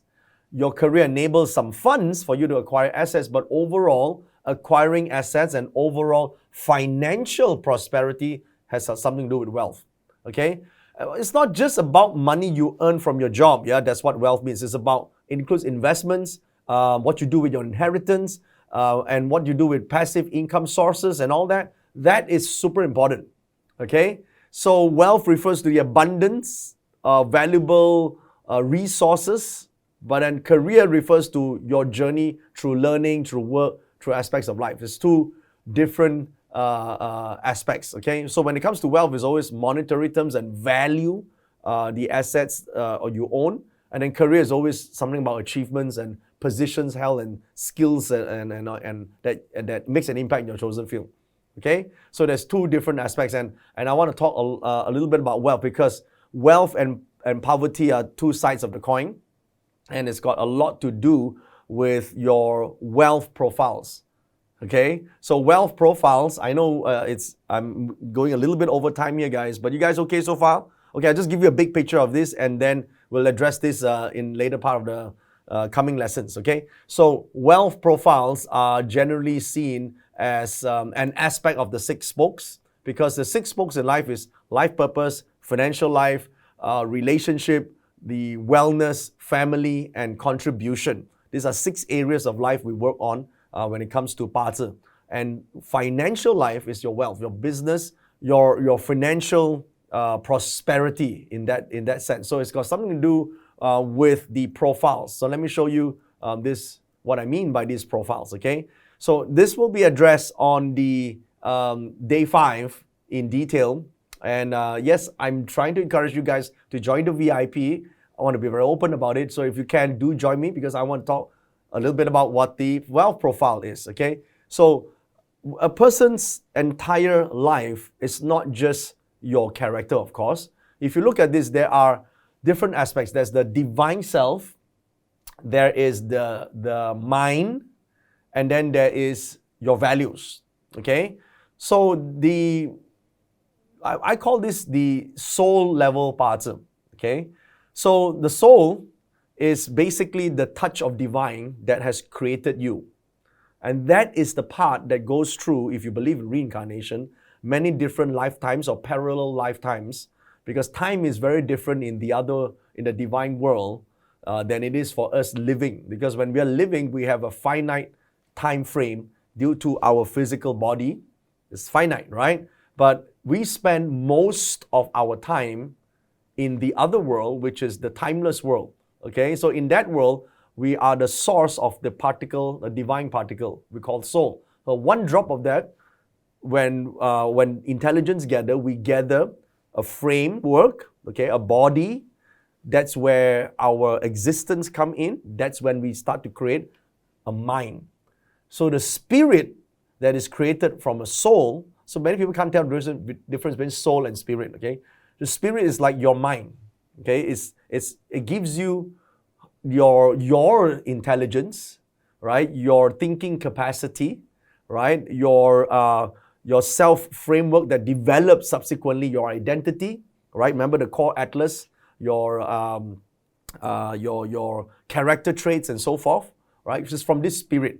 So when people talk about reincarnation, right? So one of the questions that we've been asked many times is, if a person reincarnates, then why does the spirit still exist, right? And for Chinese people who like to pray to ancestors, if our ancestors already reincarnate, shouldn't we be praying to a baby instead of praying to the ancestors? Here's the thing. Our soul, which is the drop of divine, goes through many different forms. Each form is a spirit, and the spirit will stay behind. Okay? So a so-called soul, what we call a partnership or connection, is when you are actually part of the same soul, but through many different so-called versions of you. So this version, this lifetime, you're George, and next version of you could be Mary, and the next version of you could be Jane, and then you go back to being Johnny, but it's the same soul, but that's gone through different versions of yourself. But each version is one spirit. Okay? Now, within that spirit, what he or she chooses to do creates certain, what we call, directions in life. The directions in life, path in life, has certain values, likes and dislikes, what is important and unimportant. So this, in some ways, is called wealth, or we like to call it spiritual wealth. How you see something as being valuable, okay? So you have a mind palace and a soul palace. The mind palace and the soul palace are essentially what we use to look at the soul, the pureness, the divine self, pure intelligence unsullied by our choices and preferences. For example, how the caterpillar can turn into a butterfly and seek life and seek food is something intelligent created it. We can analyze it, but we can't do anything to change it. Okay? So how naturally a mango seed turns into a mango tree is pure intelligence. Something intelligent created it. It's obviously there. Something intelligent obviously has guided our life. All this while, that's the soul level. We are part of it, but not all of it. So many bazillions of souls add together, it creates the infinite intelligent mind some people call God. Okay? But it's also called the entire universe. Yeah? Which is intelligent, living, not one deity, but everything together. Omnipotence. Okay? So as part of your soul becomes you form a mind palace. You form a spirit. Okay? That spirit is what forms you. If that spirit or life force, that's why we call it Ming Gong. You see, you think about this, right? You just go to I mean, as morbid as this may sound, you go to any funeral and see, you talk to the dead person right there, right? Look at the dead person. This dead person, when we go to a Chinese funeral, I don't know if you've seen before, how many houses we burn for this dead guy, right? How many clothes or cars or buildings, and if you go for Qingming, and you will see they will now burn banks for the deceased. Do you think the deceased actually has any use for this right now? What does he do? He just lies there and does nothing. No matter how much money you tell them. Even you burn the most prettiest girls, and by the way, this is what Chinese people like to do, burn a lot of pretty girls and maids and all that. Nothing. This guy just does nothing. All these things that this person has been chasing for life, is no longer important the moment life leaves the body. Okay? So whatever it is right now, that life force itself, that spirit is still in you, therefore you are experiencing life. The moment it leaves, you no longer experience life. When it's in you, you experience life through what? Through certain values. What is important, what is not important. That's why we have different values, and values we call it wealth. Okay? What is important, right? So the wealth profiles basically is a framework for understanding how our challenges, opportunities, and how we see what is valuable to us. Okay? So these three components, what we value, which we now call wealth, right? Wealth is what we value. If there's no value, it's not our wealth. And our mind, which is our spirit, and our divine self, which is our soul, these two add together forms this thing called the internal constitution. That's the core self that we are.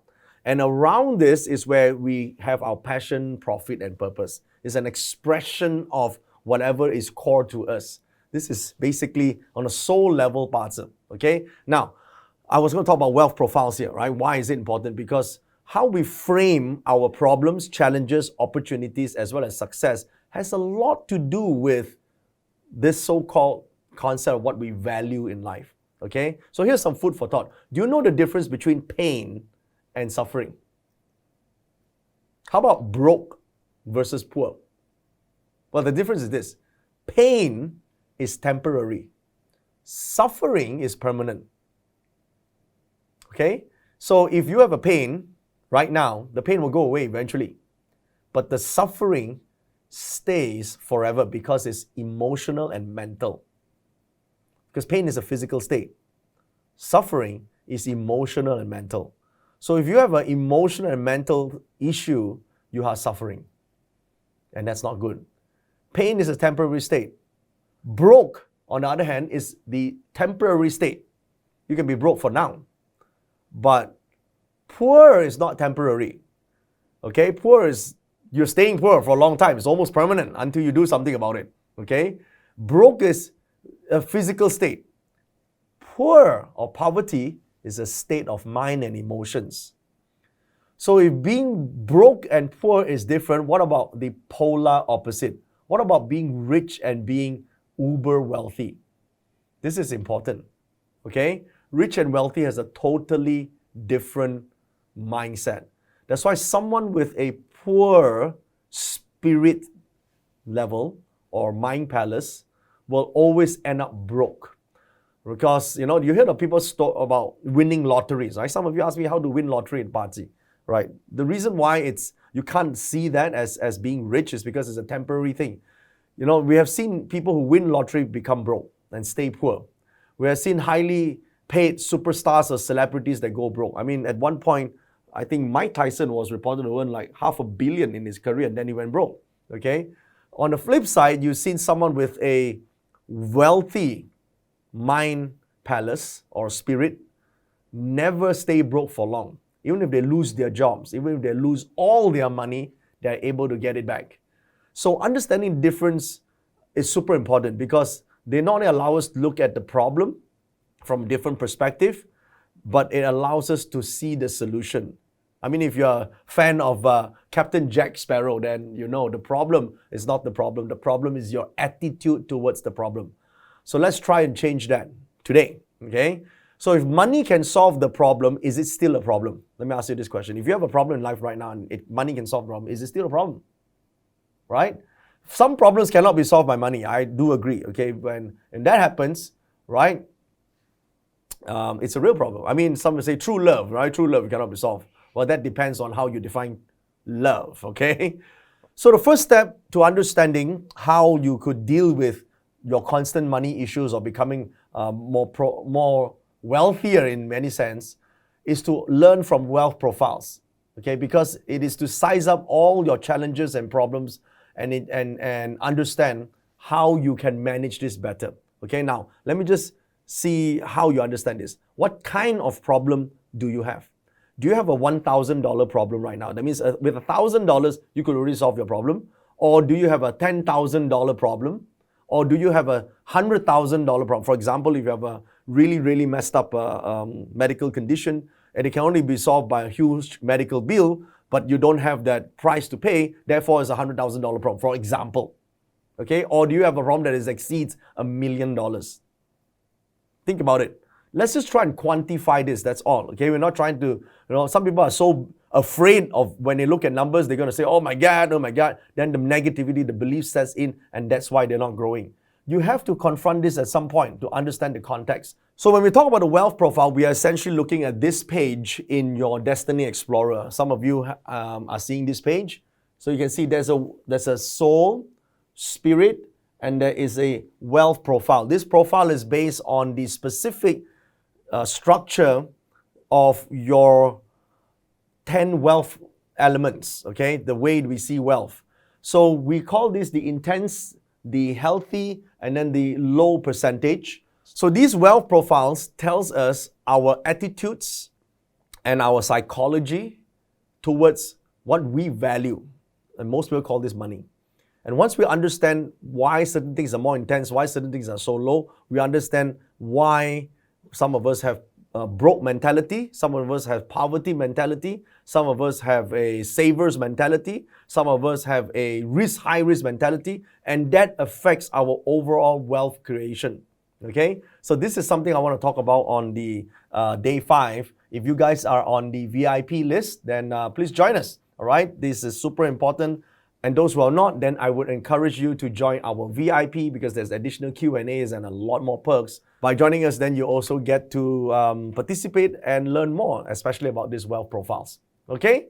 And just a quick reminder here, day 4 is the most important day in our live training. If this is your last day in our training, then you must not miss it because I will be talking about how you can actually recognize the challenges, manage the challenges, turn them into opportunities. Okay, and of course, if you want to take this further, then day 5 will be especially important to you if you are owning a business or you're planning to start one this year. Okay, so that's day 5, and still a lot more to cover, right, guys? Guys, you're enjoying yourself so far? Okay, that's great. Type of 1 if you guys are enjoying yourself. Type of 1 if you guys are learning stuff today. Good day, right? Okay, let's talk about the challenge for today so that we all can win some prizes, shall we? Okay, so here are the instructions for today's challenge. It's the part 3 challenge. Now, I know I've done this very similar in the part 2, but then not all of you participated in this, so I want to make this serious now. So, because this is super important to your development as a practitioner in Parts, even if you don't want to go professional, but if you don't take this first step, stepping out of your comfort zone, you will not achieve breakthrough in mastering Parts. I know that a lot of people are insecure because they always feel they have lack of information. It's not that. It's lack of courage. Because even with this tiny little bit of whatever you remember from all these sessions and all the lessons that we've been talking about, even with this small tiny bit, you can still make progress. And I want to encourage you to take this step, okay? I want you to secure 2 readings, okay? I want you to secure 2 readings, like really doing a reading. It could be 10 minutes or 20 minutes, doesn't matter, for a personal Parts consultation or Destiny reading or a coaching session with you. Okay? Now, bonus is if you can charge a small fee for it, even for $30 or $50, up to you.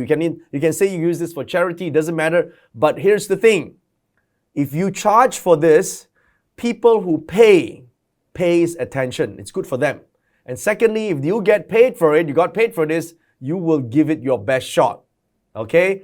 And you will cross that comfort zone, you will achieve breakthrough. So it's a win-win situation. All right? Of course, some of you think, I can't collect money for it. You can if you do this for charity if you want. Okay? Or use that to do something good. Buy back coffee or doesn't matter. Charge a small fee. If $30 is uncomfortable for you or $50 is okay for you, it doesn't matter. All right? But charge something. 2 readings that you're going to do. How are you going to do this? Well, it's very simple. There are 3 things that I want to see that you do.